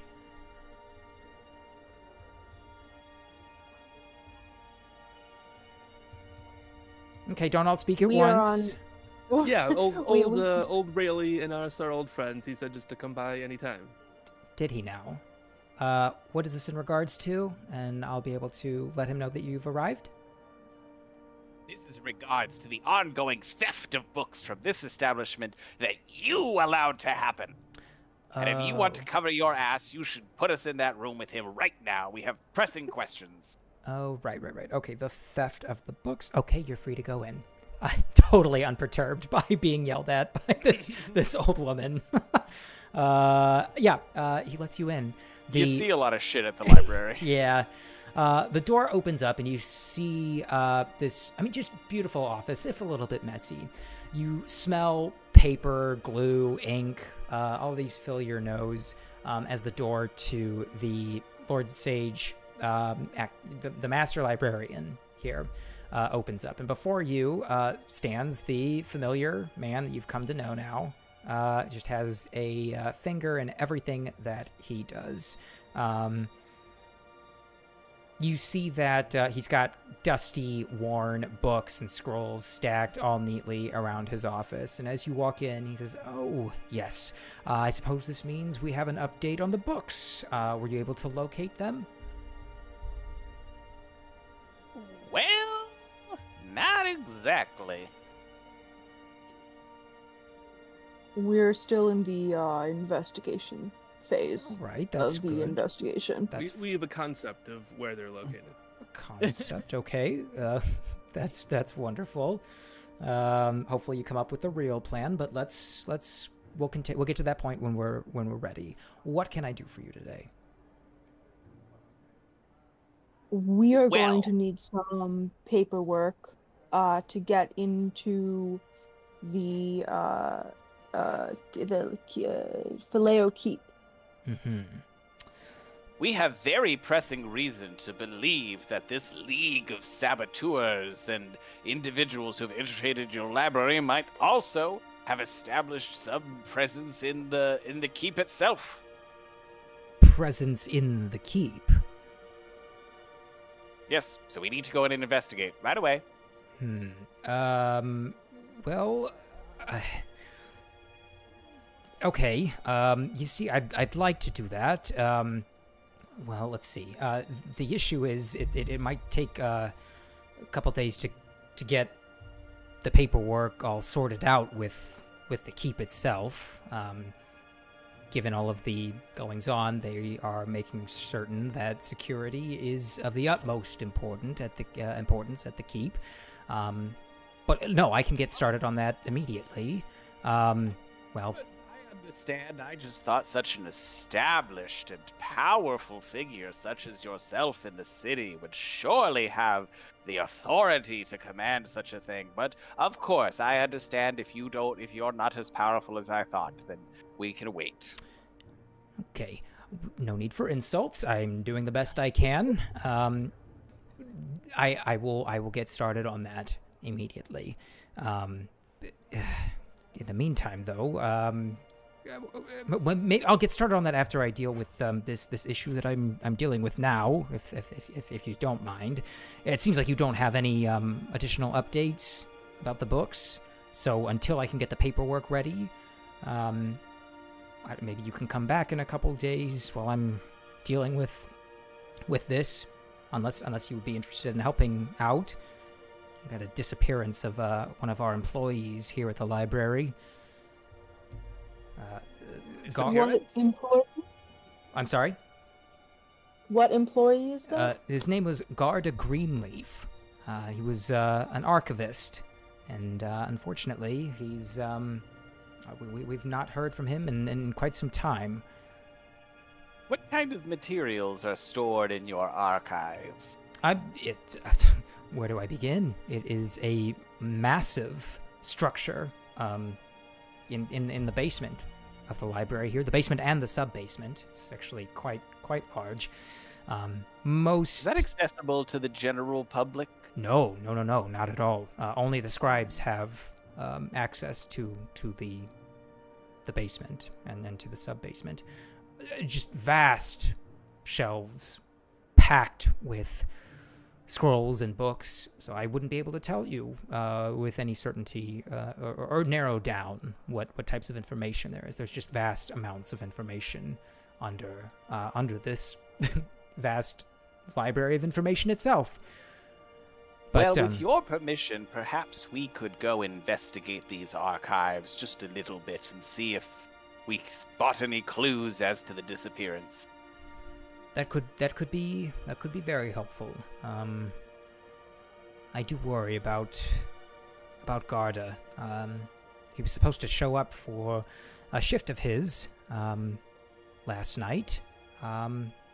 He didn't, though.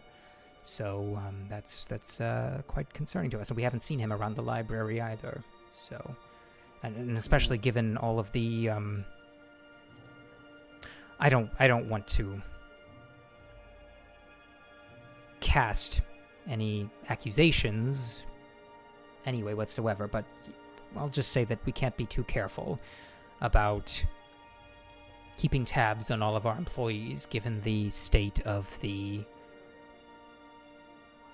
thievery that's going on. Yes, you've hired at the a lot moment. of real duds. Okay, yes, maybe we need to be more thorough with our interviewing process. Lesson learned, but we got to deal with the issues that we have for the time being. This might seem a bit off topic, but I just had never heard of this sort of old wives' tale until today, and I'm curious if a learned man like you might have heard of this, the story of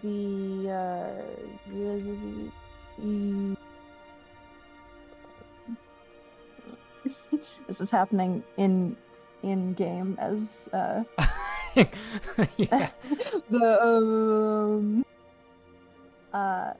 a pool of sunlight, or a pool Radiance, of, the pool of radiance. radiance.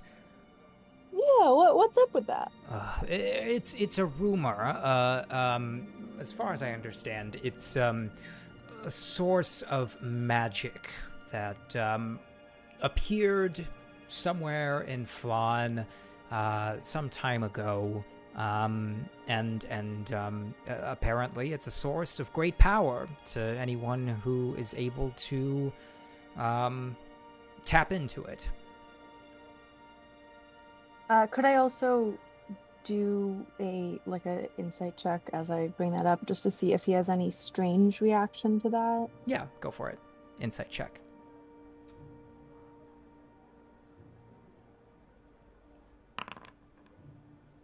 $13? You can't quite tell if he has any if he's trying to be, or if he's being suspicious about it. It looks like Okay. he's being forthcoming with what he knows, but you can't know for certain. Get a read on this guy. Okay.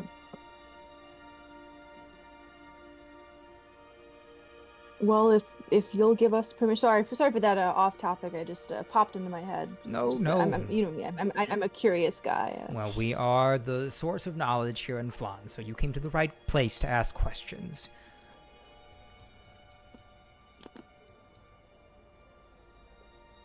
Well, yes, why don't we just take a little look around those archives for you, and we'll let you know if we see anything suspicious. That would be wonderful. If you have any news about Garda, please feel free to let me know. You know, it might take us a while. My old bones don't move as fast as they used to, so Take all don't the time be you need, concerned. of course. Don't be concerned if we're in there for a while. How long would be a while to you? So, if you haven't heard from us by tomorrow afternoon, Oh. maybe send somebody down, but Oh, tomorrow afternoon. That's the archives are quite vast. I would be surprised if you were done by tomorrow. So, oh, well then yes. Okay. Maybe send a search party in a week. 2 weeks. Okay. Nice to see you. Clay closes the door behind you as he ushers you out.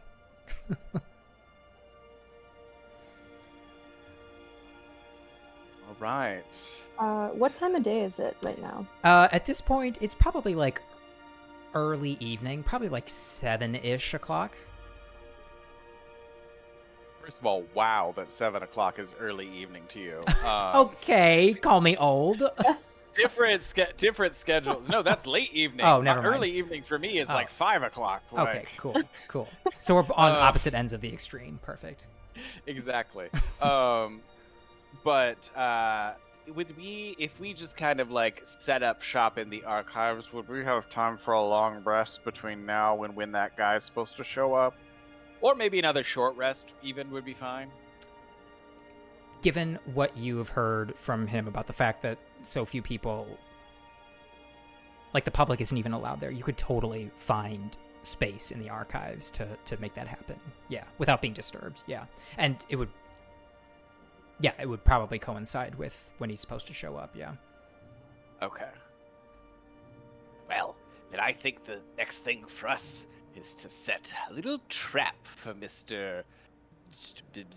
Behringer, or whatever his name is, in the archives. Do we have a sense? I'm assuming we like find the archives. Do we have a sense of like, is there a place that the scholars go to like clock in, or is there like a regular entrance There's like that a like we would? Time clock. yeah, there's A like time a clock. there's like another yeah, so you walk towards kind of like this more secluded part of the library. You see there's this doorway. It's a little more nondescript. And you can see that it's closed at the moment. The door is closed at the moment. There is a desk kind of outside with a clerk who is there to provide whatever information to the public who finds their way back there. But you can see that they're probably also there to kind of keep track of people coming in to clock in for their shifts. Yeah, he kind of like writes it down as they come in to clock in. Yeah. I was mostly just trying to see if like we could set up in an area that we're pretty confident that he'll sort of come through to enter the archive. Yeah. Oh, yeah. Totally. Yeah, it would probably be through the doorway. Like, actually, you make your way down into the archives itself, because otherwise you'd just be kind of like sleeping in this doorway. Right. Yeah. But yeah, I mean, there is a single pathway down into the archive. So if you were to set up a space kind of at the bottom of this stairwell that leads to the archives, there's no way that you would be able to miss him. All right. Well, is it bedtime? Yeah. So you said a long rest is cool, but he's coming in at like, what is that, like 2 a.m. or something? for Yeah. his- It's supposed to be a night late shift. shift. Yeah. Cool. Graveyard shift. I know that life. Well, I'll ritual cast Tiny Hut again, just in case, just so we can have a nice, safe little place in the archives. Okay, you make your Oh, way. look! He had a map for the archives. It's a good sign. You make your way down into the archives, and what you see upon finding your way on the other side of this stairway is this vast room. Passageways, storage rooms, shelves filled to the brim with books, and you're kind of just awestruck at the amount of space and knowledge that is filled in this room. It's very, very dim in this room. You're kind of only getting to see a little bit of it because you're kind of getting the residual light from the pathway up behind you, but the rest of the complex is totally dark. You find a spot kind of near the entryway to this to the archives, kind of off to the side, and you kind of get settled in this hut. You get ready to take, what are we doing, a long rest? If we can, yeah. Cool. Yeah, you get ready, get settled in for a long rest, and